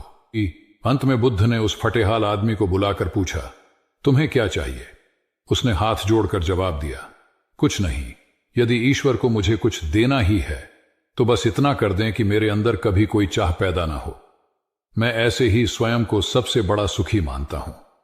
उसकी बात सुनकर आनंद से बुद्ध ने कहा, आनंद, जहां चाह है वहां सुख नहीं हो सकता। आनंद ने बुद्ध की इस शिक्षा को सदा के लिए गांठ बांध लिया। सार यह है कि लालसा से लोभ बढ़ता है जो असंतोष का जनक होता है। यदि सही अर्थों में सुख पाना है तो किसी लालसा की बजाय उपलब्ध स्थितियों में संतुष्ट रहना चाहिए। गौतम। बुद्ध ने बहुत से अज्ञानी लोगों को सम्यक दृष्टि प्रदान की थी। तब को बात है, कोसांबी में एक ब्रह्मचारी रहता था। उसे अभिमान था कि उस जैसा कोई विद्वान नहीं है, इसलिए अपने साथ सदैव जलती मशाल रखता था। गौतम बुद्ध ने देखा तो उसे पूछा, अरे ये मशाल लिए क्यों घूमते हो? ब्रह्मचारी ने उत्तर दिया, सभी प्राणी अंधकार और अज्ञान में पथश्रष्ट हैं, उन्हें रास्ता दिखाने के लिए मशाल लिए घूमता हूं। तथागत ने पूछा, क्या तुम्हें 4 प्रकार की विद्याओं, शब्द विद्या, नक्षत्र विद्या, राज विद्या व युद्ध विद्या का पूर्ण ज्ञान है? ब्रह्मचारी ने अपनी अनभिज्ञता प्रकट करते हुए मशाल फेंककर तथागत के चरणों में मस्तक झुका दिया। उसका ज्ञान गर्व चूर हो गया। जो दूसरों को मूर्ख समझकर उनसे घृणा करता है, वो उस व्यक्ति की तरह है जो स्वयं अंधा होकर दूसरों को मशाल दिखाता घूमता है। अहंकारी कभी विवेकवान नहीं हो सकता और बिना विवेक के सत असत का ज्ञान नहीं हो सकता। अंततः ऐसे विवेकांत व्यक्ति को जीवन में कोई उपलब्धि प्राप्त नहीं होती, हताशा ही हाथ लगती है। काशाय वस्त्र पहन लिए। उसने सुना, आप एकाहारी हो गए हैं, वह भी एकाहारी हो गई। आपने उत्तम पलंग पर सोना त्याग दिया है तो इसने भी त्याग दिया। आपने माला का त्याग किया, गंध का त्याग किया तो इसने भी वह सब त्याग दिया। मायके वाले इसे संदेश भेजते हैं, वे इसे ले जाना चाहते हैं, लेकिन यह यहीं रहती है, इसी कक्ष में। यह गुण की मूर्ति है। राजा स्नेह से अपनी बहू को देखते रहे। अचानक तथागत उठे, उस कक्ष से बाहर चले गए। शाक्य मुनि ने शिष्यों को शांत रहने को कहा था, लेकिन वे स्वयं उस कक्ष से बाहर चले गए। मैं हमेशा सोचता हूं उस पल क्या हुआ होगा, उनके मन के भीतर कैसे कैसे विचार उठते होंगे। क्या संबोधि एक लघु क्षण होता है या दीर्घ क्षण? क्या संबोधि एक अनंत अभ्यास है? क्या संयम उसका गरुड़यान है? धम्मपद का 13वां श्लोक बार बार याद आता है। यथागारम दुछेन बुट्टी समति विभजति एवं अभावितम चित्तम राघो समति विभजति। घर की छत मजबूत ना हो, सही तरह से उसे घास फूस से ढका ना गया हो, तो बरसात के दिनों में उसमें से पानी रिसता है, घर भर में फैल जाता है। उसी तरह ध्यान और एकाग्रता हमारे व्यक्तित्व की छत है। गौतम बुद्ध एक बार अपने शिष्यों के साथ प्रवास पर निकले। एक नगर से दूसरे नगर तक जाने की राह में वन पड़ता था। वन क्षेत्र में प्रवेश करने के साथ ही कुछ दूर चलने पर बुद्ध एक जगह रुक गए। पीछे आ रहे शिष्यों का समूह भी उन्हें देख उसी स्थान पर रुका। लेकिन वहां रुके रहना शिष्यों के लिए मुश्किल हो गया, क्योंकि सामने एक क्षत विक्षत शव पड़ा था और उसकी दुर्गंध वातावरण में फैल रही थी। शिष्यों ने अपने वस्त्र से नाक बंद कर ली, लेकिन बुद्ध शव की ओर टकटकी लगाए देखते रहे। एक शिष्य ने साहस कर विनम्रता पूर्वक गौतम बुद्ध से अनुरोध किया, भगवान, यहां से शीघ्र चलना ही उचित होगा। यहां शव पड़ा है और बहुत दुर्गंध आ रही है। बुद्ध मुस्कुराए और शिष्यों की ओर उन्मुख होते हुए बोले, बताइए, इस सब में सौंदर्य दिखाई देता है? शिष्यों ने कहा, भगवान, यह कैसा प्रश्न है? सौंदर्य और शव में? जीवन था तब तक सौंदर्य, अब तो सब समाप्त हो गया। बुद्ध ने शव की ओर इशारा करके बताया, देखो, जब कभी यह व्यक्ति जीवित रहा होगा, इसकी दंत पंक्तियां अद्वितीय रही होंगी। मृत्यु के बाद भी इसके दंत देखकर यही साबित होता है। वहां खड़े सभी शिष्यों ने दृष्टि डाली तो पाया बुद्ध सही कह रहे थे। तब शिष्यों को भान हुआ कि शव में भी अच्छाई हो सकती है। दरअसल सौंदर्य निर्जीव में भी नजर आ सकता है। केवल शर्त यह है कि दृष्टि बुद्ध के समान बुराई में भी अच्छाई देखने वाली होनी चाहिए। गुलाब की एक शाखा में फूल की तुलना में कांटे ही अधिक होते हैं, पर हम फूल चुनते हैं, कांटे नहीं। ठीक इसी तरह किसी में 100 बुराइयां नहीं, अच्छाई देखनी चाहिए। प्राचीन सियालकोट में एक बार बौद्धों का बहुत बड़ा भिक्षु संघ आया। इस संघ को एक ऐसे वेद पाठी ब्राह्मण के विषय में झांत हुआ जो इतना रूढ़िवादी था कि किसी अवैदिक पंडित की छाया भी स्वयं पर नहीं पड़ने देता था। उसे सुधारने का बीड़ा एक भिक्षु ने उठाया। अगले दिन वह अपना भिक्षा पात्र लेकर ब्राह्मण के घर पहुंच गया और पूछा, कुछ आहार पानी की सुविधा है? उसकी बात सुनकर घर के सभी लोग मौन रहे और उसकी ओर घृणा की दृष्टि से देखा। भिक्षु लौट आया। दूसरे दिन फिर गया और वही प्रश्न दोहराया। इस बार भी उसे चुप्पी और तिरस्कार का सामना करना पड़ा। वह पुनः लौट गया। एक दिन जब वह ब्राह्मण के घर पहुंचा तो ब्राह्मण वहां नहीं था। नित्य आने जाने से ब्राह्मणी का मन पसीज गया।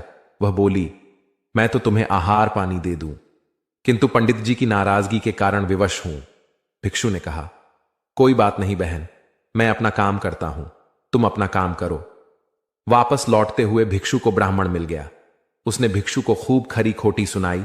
तब भिक्षु ने कहा, इतने दिनों तक आपके घर से कुछ नहीं मिला, किंतु आज आपकी पत्नी ने नहीं दी है। अब किसी दिन हां भी मिल जाएगा। ब्राह्मण थोड़ा शांत हुआ और बोला, यह क्रम कब तक जारी रखोगे? भिक्षु ने उत्तर दिया, जब तक जीवित हूं। उसका धैर्य देख ब्राह्मण का अहंकार पिघल गया और उसने भिक्षु से क्षमा मांगी। वस्तुतः धैर्य व सहिष्णुता के बल पर बड़ी से बड़ी प्रतिकूलता को अनुकूलता में बदला जा सकता है। भगवान बुद्ध के प्रवचन सुनने के लिए एक व्यक्ति नियमित रूप से आता था। इस प्रकार उसे 1 माह हो चुका था, किंतु उसके जीवन पर कोई प्रभाव नहीं पड़ा। भगवान बुद्ध उपदेश में कहते थे कि धर्म पर चलो, अपने जीवन से राग द्वेष को दूर करो, काम क्रोध लोभ मोह और अहंकार से सदा दूर रहो। बुद्ध के उपदेशों से लोगों को बहुत शांति मिलती थी, किंतु उस व्यक्ति का मन अशांत रहता था। एक दिन उसने बुद्ध से जाकर कहा, हे प्रभु, मैं 1 माह से आपका उपदेश सुन रहा हूं, किंतु उसका तनिक भी असर मेरे आचरण पर नहीं पड़ा। मैं बहुत परेशान हूं, मुझे क्या करना चाहिए? बुद्ध उनकी बात सुनकर बोले, तुम कहां के रहने वाले हो? उसने कहा, श्रावस्ती का। बुद्ध ने अगला प्रश्न किया, वह यहां से कितनी दूर है? उसने अनुमान से बता दिया।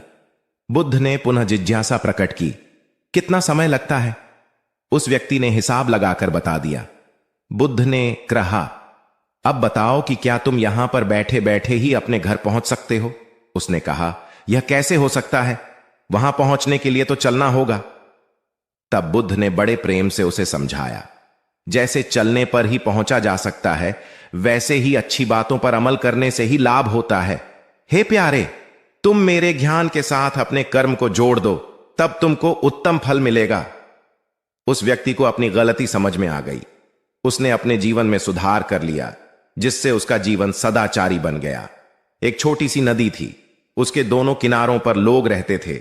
नदी के पानी से दोनों ओर के लोग अपना अपना काम चलाते थे और सुखमय जीवन बिताते थे। एक बार संयोग से पानी को लेकर दोनों पक्षों में तनातनी हो गई। वे एक दूसरे पर आरोप लगा रहे थे कि तुम ज्यादा पानी ले रहे हो। जब आपसी बातचीत में मामला नहीं निपटा तो वे मरने मारने पर उतारू हो गए। उनके पास जो भी हथियार थे उन्हें तत्काल निकाल लाए और एक दूसरे पर टूट पड़ने को आमादा हो गए। तभी किसी ने जाकर भगवान बुद्ध को सूचना दी। उन्होंने दोनों पक्षों के प्रतिनिधियों को बुलाया और तकरार का कारण पूछा। दोनों प्रतिनिधियों ने अपना अपना पक्ष रखा। बुद्ध ने दोनों की बातें सुनी और मुस्कुराकर कहा, तो तुम लोग क्या करोगे? दोनों प्रतिनिधियों ने आवेश में आकर कहा, हम खून की नदियां बहा देंगे। भगवान बुद्ध ने कहा, तो तुम्हें खून चाहिए? उन लोगों ने हतप्रभ होकर बुद्ध की ओर देखा, फिर बोले, नहीं, हमें पानी चाहिए। भगवान बुद्ध ने कहा, तो तुम्हें खून चाहिए? उन लोगों ने हतप्रभ होकर बुद्ध की ओर देखा, फिर बोले, नहीं, हमें पानी चाहिए। तब सहज भाव से बुद्ध ने कहा, खून बहाकर खून मिलेगा, पानी कैसे पाओगे? कुछ ठहर कर आगे बुद्ध बोले, याद रखो, हिंसा हिंसा को बढ़ाती है, बैर बैर को बढ़ाता है। नदी से ही सीख लो कि वह किसी से लड़ती नहीं, वह निश्चल भाव से अपने जल का सभी के लिए दान करती है। बुद्ध के शब्दों ने जादू जैसा काम किया और दोनों पक्षों की समस्या का सहज रूप से समाधान हो गया।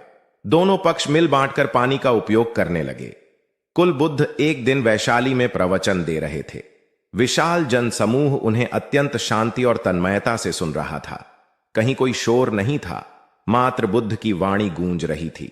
बुद्ध के शिष्यों के साथ उपस्थित लोग बुद्ध के अमृत वचनों का पान पूर्ण एकाग्रता से कर रहे थे।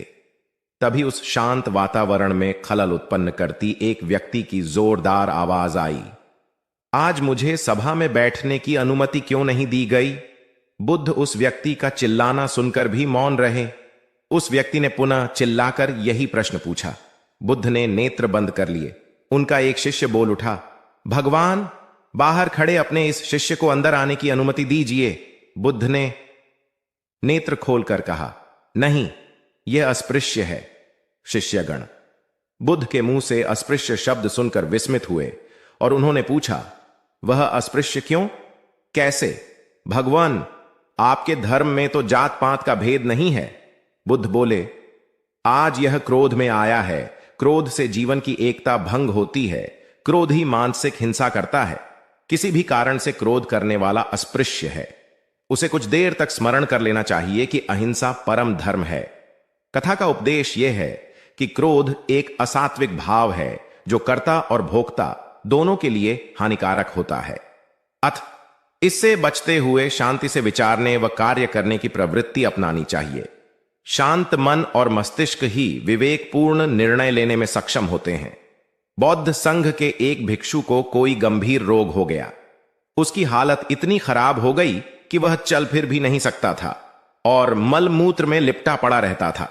उसकी यह हालत देख उसके साथी भिक्षु भी उसके पास नहीं आते और घृणा से मुंह फेरकर आसपास से निकल जाते थे। कुछ दिनों बाद बुद्ध को यह बात पता चली तो वे तत्काल अपने प्रिय शिष्य आनंद के साथ उस भिक्षु के पास पहुंचे। उसकी दयनीय दशा से उन्हें घोर कष्ट हुआ। उन्होंने भिक्षु से पूछा, तुम्हें कौन सा रोग हुआ है? भिक्षु बोला, भगवान, मुझे पेट की बीमारी है। बुद्ध ने स्नेह से उसके सिर पर हाथ फेरते हुए प्रश्न किया, क्या तुम्हारी परिचर्या करने वाला कोई नहीं है? भिक्षु की ना सुनते ही बुद्ध ने आनंद से कहा, पानी लेकर आओ, हम लोग पहले इसका शरीर स्वच्छ करेंगे। आनंद पानी लेकर आए। फिर बुद्ध ने भिक्षु के शरीर पर पानी डाला और आनंद ने उसके मल मूत्र को साफ किया। अच्छी तरह धो पोंछ कर बुद्ध ने भिक्षु के सिर को पकड़ा और आनंद ने पैरों को। इस प्रकार उसे उठाकर चारपाई पर लिटा दिया। फिर बुद्ध ने सारे भिक्षुओं को एकत्रित कर उन्हें समझाया, भिक्षुओं, तुम्हारे माता नहीं, पिता नहीं, भाई नहीं, बहन नहीं जो तुम्हारी सेवा करेंगे। यदि तुम परस्पर एक दूसरे की सेवा और देखभाल नहीं करोगे तो फिर कौन करेगा? याद रखो, जो रोगी की सेवा करता है वह ईश्वर की सेवा करता है। दीनहीन के प्रति करुणा व सेवा का भाव इस जगत को बुद्ध का सबसे बड़ा संदेश है जो प्रत्येक देश, काल, परिस्थिति में प्रासंगिक है। गौतम सिद्धार्थ बुद्धत्व प्राप्त करके महात्मा बुद्ध बन गए। सत्य, अहिंसा और दया की मूर्ति बुद्ध अपने शिष्यों के साथ एक गांव में पहुंचे। कुछ अज्ञानी लोग उनके विरोधी थे। वे बुद्ध को अपशब्द कहने लगे। बुद्ध के शिष्यों को बहुत बुरा लगा, मगर बुद्ध ने उन्हें समझाया, ये लोग तो केवल अपशब्द ही कह रहे हैं। अगर ये पत्थर भी मार रहे होते तो भी मैं कहता कि मारने दो। मैं जानता हूं कि ये लोग कुछ कहना चाहते हैं, लेकिन क्रोध के मारे वह कह नहीं पा रहे हैं। 10 साल पहले यदि यही लोग मुझे गाली देते तो मैं इन्हें भी गाली देता, लेकिन अब तो लेन देन से मुक्ति मिल चुकी है।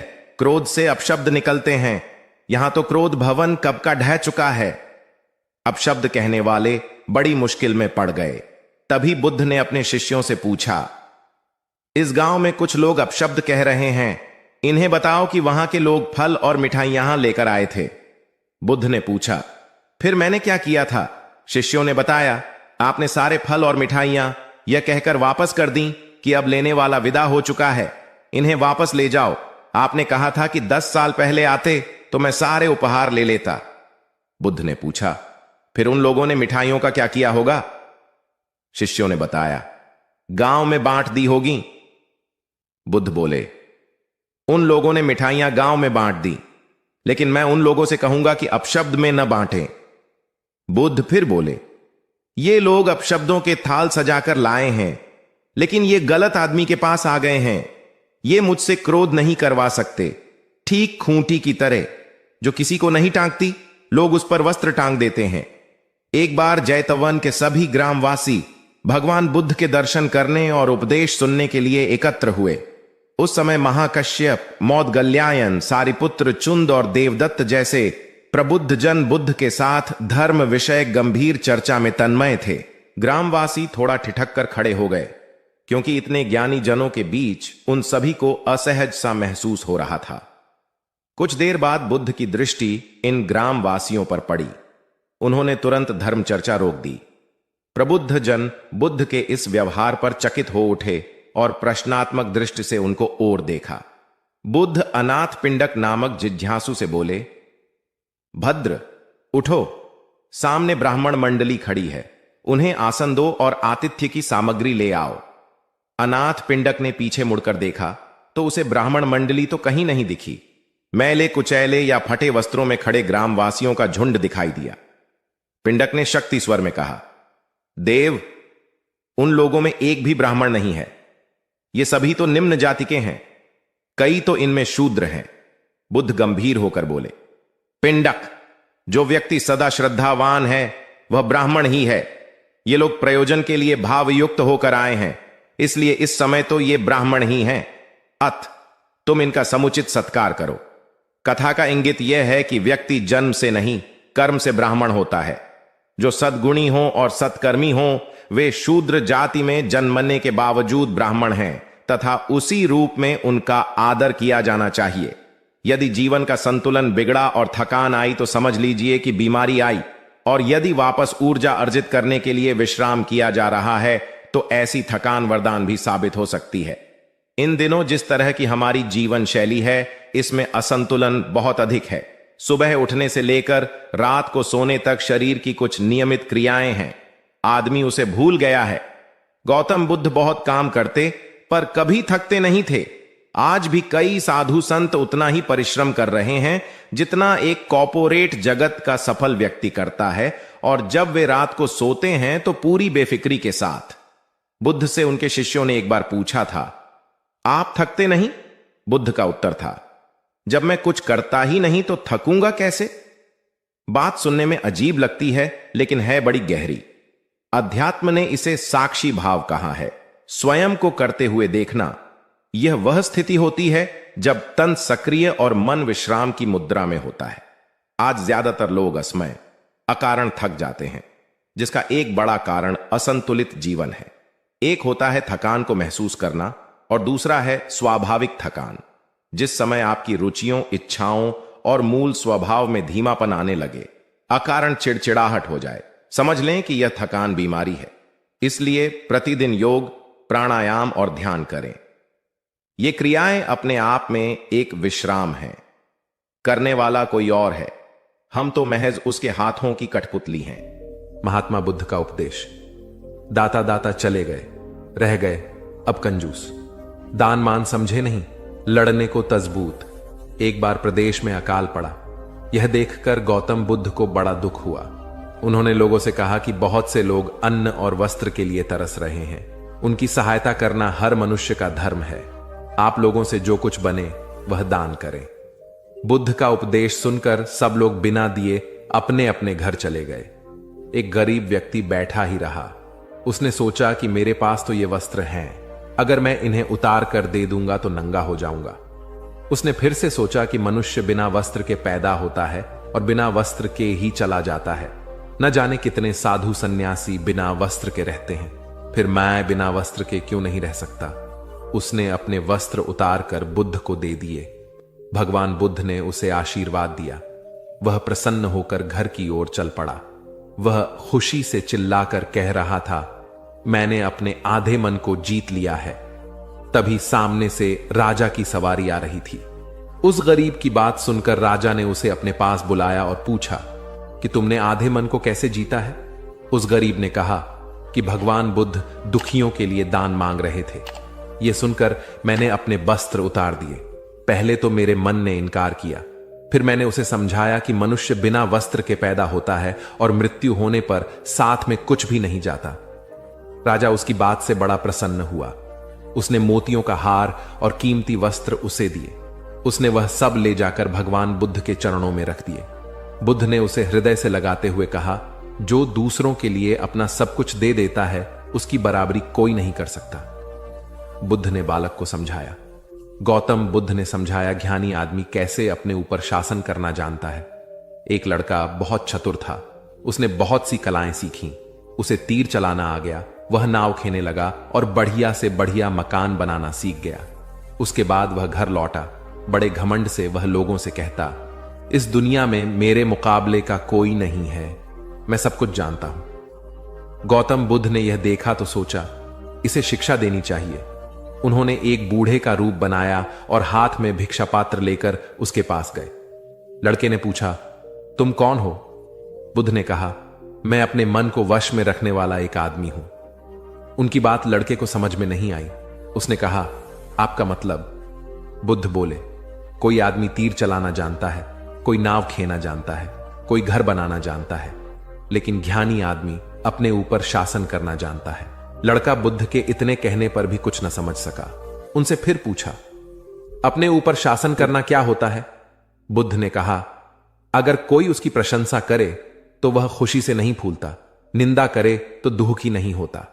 इस तरह उसका मन उसके वश में रहता है। ऐसा आदमी किसी चीज या हुनर का अभिमान नहीं करता। बुद्ध की बात का उस लड़के पर ऐसा असर हुआ कि उस दिन से उसने डींग हाँकना बंद कर दिया। बुद्ध का शिष्य। महाभारत में बताया गया है कि भीष्म पितामह को इच्छा मृत्यु का वरदान प्राप्त था, अर्थात वे स्वयं जब तक मृत्यु का आह्वान न करें, काल उनके पास भी नहीं भटक सकता था। इसी तरह अमरता को लेकर अनेक कथाएं प्रचलित हैं। महात्मा बुद्ध अपने शिष्यों के साथ भिक्षाटन पर जा रहे थे। रास्ते में शिष्यों ने एक पौधे की तरफ इशारा करते हुए पूछा, भंते, इस पौधे की उम्र क्या है? बुद्ध ने बताया कि यह अमर वृक्ष है, इसकी उम्र अंतहीन है। तभी एक शिष्य ने उस वृक्ष को जड़ से उखाड़ फेंक दिया और बुद्ध से बोला, गुरुवर, मैंने उसे एक ही पल में उखाड़ कर समाप्त कर दिया। बुद्ध मुस्कुराए और निश्शब्द आगे बढ़ गए। महीनों बाद जब चातुर्मास बिताकर वे उसी रास्ते से लौटे तो सभी ने उस पौधे को वापस हरा भरा देखा। वृक्ष को उखाड़ने वाले शिष्य ने पूछा, तथागत, आपको इस पौधे की अनश्वरता का कैसे पता चला? बुद्ध ने उत्तर दिया, मैं इस नन्हे से पौधे की अनंत जिजीविषा को जानता था। यह जीवन और अमरता की पहली शर्त है। जिसमें यह भावना है वही जीवन को दीर्घ बना सकता है। बुद्ध की सहनशीलता। गौतम बुद्ध सत्य, अहिंसा और सहिष्णुता की प्रतिमूर्ति थे। इन्हीं सद्गुणों का उपदेश वे घूम घूम कर देते और लोगों से इन्हें अपनाने का आग्रह करते। एक दिन वे किसी गांव में पहुंचे। वहां कुछ ऐसे अज्ञानी लोग थे जो बुद्ध के विरोधी थे। वे बुद्ध को अपशब्द कहने लगे। ये देखकर बुद्ध के शिष्यों को बहुत बुरा लगा। उन्होंने बुद्ध से इसका विरोध करने का आग्रह किया तो बुद्ध ने उन्हें समझाया कि ये लोग तो अपशब्द ही कह रहे हैं। यदि ये पत्थर भी मार रहे होते तो भी मैं कहता कि मारने दो। मैं जानता हूं कि ये कुछ कहना चाहते हैं लेकिन क्रोध के कारण कह नहीं पा रहे। 10 साल पूर्व यदि ये ही लोग मुझे गाली देते तो मैं भी इन्हें गाली देता, किंतु अब तो लेन देन से मुक्ति मिल गई है। क्रोध से अपशब्द निकलते हैं। यहां तो क्रोध भवन कब का ढह चुका है। बुद्ध के विचार सुनकर अपशब्द कहने वाले हैरान रह गए। बुद्ध ने आगे अपने शिष्यों से कहा, इन लोगों को बताओ कि पिछले गांव में क्या हुआ था। शिष्यों ने बताया, वहां के लोग फल व मिठाइयां लेकर आए थे और आपने यह कहकर वे चीजें लौटा दी कि अब लेने वाला विदा हो चुका है। 10 साल पहले आते तो मैं ये सभी उपहार ले लेता। बुद्ध बोले, उन लोगों ने मिठाइयां गांव में बांट दी, लेकिन आप ये अपशब्द गांव में न बांटे। आप मुझे क्रोध नहीं दिला सकते। ठीक उस खूंटी की तरह जो किसी को नहीं टांगती, लोग उस पर वस्त्र अवश्य टांग देते हैं। कथा का सार यह है कि साक्षी भाव सच्चे संत की पहचान है। जो अच्छे बुरे, लाभ हानि, अंपना पराया के संकीर्ण भाव से मुक्त हो जाता है, उसे ही संतत्व की प्राप्ति होती है। मगध राज्य का राजकुमार श्रोण बेहद उद्दंड था। उसको दूसरों के अपमान में आनंद की अनुभूति होती थी। दूसरों को अपमानित करने में वह उम्र का ख्याल भी नहीं करता था। जब माता पिता उसकी हरकतों से बहुत परेशान हो गए तो उन्होंने अपने महल में भगवान बुद्ध को आमंत्रित किया। बुद्ध जब महल में आए तो उन्होंने राजकुमार के विषय में सभी बातें सुनी। उन्होंने राजा से राजकुमार को प्रवचन में लाने के लिए कहा। श्रोण अपने पिता के साथ आया और प्रवचन की समाप्ति पर वह बुद्ध के चरणों में लौट गया। बुद्ध के वचनों से प्रभावित होकर वह बौद्ध धर्म में दीक्षित हो गया। उसका जीवन पूर्णतः बदल गया। कुछ समय बाद उसने प्रायश्चित्त करने के लिए अन्न जल का त्याग कर दिया। उसके इस कठोर प्रण के विषय में जब भगवान बुद्ध को झांत हुआ तो वे उसे देखने आए। उन्होंने स्नेहपूर्वक उसके मस्तक पर हाथ रखा और बोले, श्रोण, अन्न जल के त्याग के चलते तुम्हारा स्वास्थ्य गिरता जा रहा है। तुम संगीत के जानकार हो, उससे जुड़े मेरे एक प्रश्न का उत्तर दो। क्या वीणा के तार ढीले करने पर उससे स्वर लहरी फूटती है? श्रोण ने जवाब दिया, नहीं भगवानु। बुद्ध ने पुनः प्रश्न किया, तब तो तारों को खूब कसना पड़ता होगा? श्रोण बोला, नहीं, अधिक कसने से तार टूट सकते हैं। तब तथागत बोले, वीणा से मधुर संगीत निकालने के लिए उसके तारों को न तो अधिक ढीला रखना चाहिए और न ही अधिक कसना चाहिए। इसी प्रकार हमारा जीवन भी एक वीणा की तरह ही है, जिसे भली भांति चलाने के लिए सभी वस्तुओं का पूर्ण त्याग उचित नहीं है। श्रोण ने कठोर प्रतिज्ञा से मुक्ति ले ली और सहज जीवन जीने लगा। यह कथा जीवन को नैसर्गिक तरीके से जीने पर बल देती है, जिसमें उचित आवश्यकताओं की पूर्ति और अतिरिक्त इच्छाओं पर नियंत्रण का संदेश शामिल है। यदि जीवन को आवश्यकता, पूर्ति और संयम के संयम से संचालित किया जाए तो परम शांति प्रदायक होता है। गौतम बुद्ध को उनके अनुयायी यदि स्नेह से कहीं बुलाते तो वे अवश्य जाते। फिर जब बुद्ध पहुंचते तो श्रोताओं की भारी भीड़ उमड़ पड़ती। बुद्ध के वचनों में जो अमृतत्व होता था उसका पान करना सभी को प्रीतिकर लगता था। उनके उपदेशों में ऐसा कुछ अवश्य होता था जिससे गंभीर समस्याएं सुलझ जाती और कुछ न कुछ सार्थक भी प्राप्त होता। एक गरीब किसान गौतम बुद्ध का बहुत बड़ा भक्त था। एक दिन वह बुद्ध के पास आया और अपने गांव आने का आग्रह किया। बुद्ध उसके गांव पहुंचे तो सारा गांव उन्हें देखने व सुनने के लिए उमड़ पड़ा, किंतु वह किसान नहीं आया। हुआ यह कि उसी दिन किसान के बैलों की जोड़ी कहीं खो गई। किसान इस दुविधा में रहा कि बुद्ध का प्रवचन सुने या अपने बैलों को खोजे। काफी सोचने के बाद उसने अपने बैलों को खोजने का निर्णय किया। घंटों भटकने के बाद बैल मिले। थका हारा किसान घर आया और भोजन कर सो गया। अगले दिन वह अति संकोच से क्षमा प्रार्थी बन बुद्ध के पास पहुंचा तो वे बड़े स्नेह से बोले, मेरी दृष्टि में यह किसान मेरा सच्चा अनुयायी है। इसने उपदेश से अधिक महत्व कर्म को दिया। यदि यह कल बैलों को न ढूंढते हुए उपदेश सुनता तो मेरी बातें इसकी समझ में नहीं आती, क्योंकि मन बैलों में अटका रहता। इसने कर्म को महत्व देकर प्रशंसनीय काम किया। सार यह है कि हम जहां जिस भूमिका में हों उसका ईमानदारी से निर्वाह करें। यही सच्ची आध्यात्मिकता है, क्योंकि प्रत्येक धर्म कर्म को ही सर्वोपरि महत्व देता है।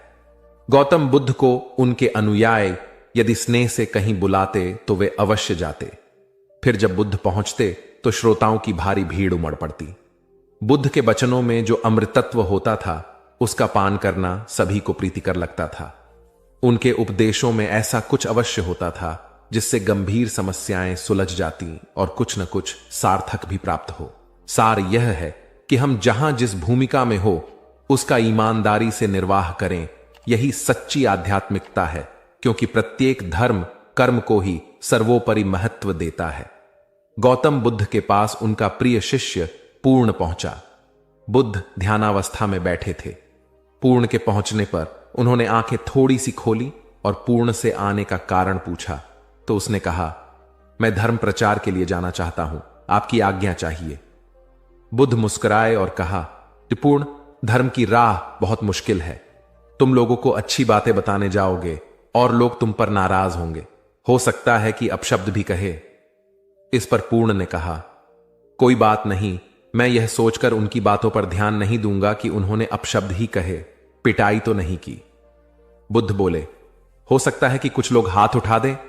पूर्ण ने कहा, तब मैं यह सोचकर उन्हें क्षमा कर दूंगा कि उन्होंने मुझ पर शस्त्रों से प्रहार तो नहीं किया।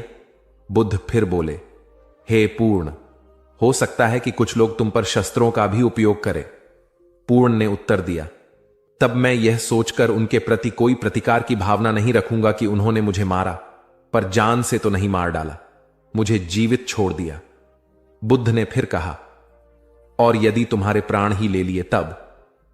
पूर्ण ने तत्क्षण सिर झुकाकर कहा, तब मैं उनका आभारी रहूंगा कि उन्होंने धर्म के मार्ग पर मेरे प्राणों का उत्सर्ग करने में मेरी सहायता की। मैं उनके प्रति कृतज्ञ रहूंगा। तब बुद्ध ने आंखें खोली और आशीर्वाद देकर अनुमति दी तथा पूर्ण से कहा, अब तुम धर्म प्रचार करने के पात्र हो। जो किसी में भी कोई दोष न देखे वही सच्चा है। अच्छाई के मार्ग पर चलना बहुत मुश्किल काम है। जो इस राह पर चलता है उसके मार्ग में अनेक बाधाएं आती हैं, लेकिन जो व्यक्ति किसी में भी दोष न देखे वही बाधाओं को सहजता से पार कर अपने लक्ष्य को पूरा कर पाता है। एक बार गौतम बुद्ध जब वन से गुजर रहे थे, तब एक राक्षसी हाथ में तलवार लेकर प्रकट हुई और कहा, अरे बुद्ध, आज तुम्हारे प्रेम को मेरी घृणा के सामने झुकना ही पड़ेगा। आज तुम्हारे जीवन का अंतिम दिन है।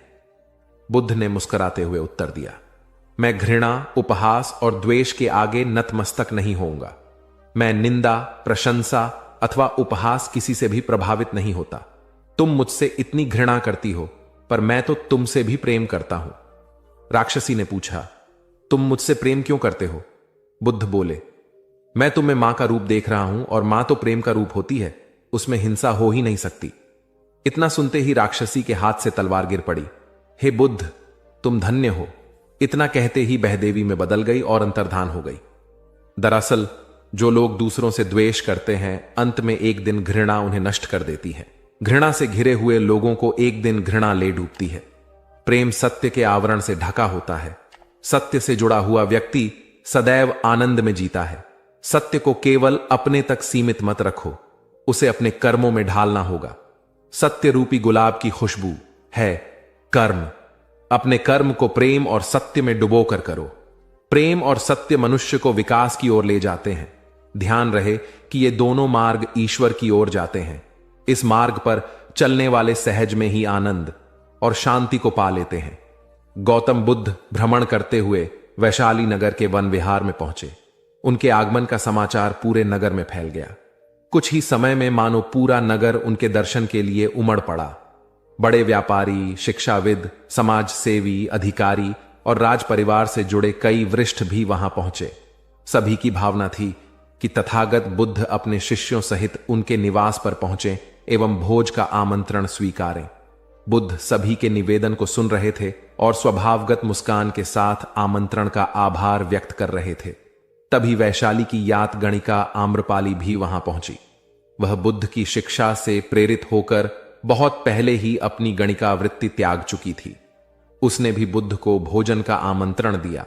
बुद्ध ने तत्काल उसे स्वीकार किया और अगले दिन भिक्षुओं सहित उसके घर आने की सहमति दे दी। बुद्ध के एक शिष्य को यह बात अच्छी नहीं लगी कि इतने सारे वरिष्ठों के निवेदन के बावजूद बुद्ध ने आम्रपाली का आमंत्रण स्वीकारा। शिष्य की दृष्टि में आम्रपाली गणिका होने से घृणित कर्म से जुड़ी रही थी। जब सभी लोग चले गए तब शिष्य ने पूछा, भगवान, इतने लोगों ने आपको न्योता दिया, फिर आपने आम्रपाली का ही आमंत्रण क्यों स्वीकारा? बुद्ध ने कहा, माना वह गणिका थी, लेकिन पश्चाताप की अग्नि में तपकर वह निर्मल हो चुकी है।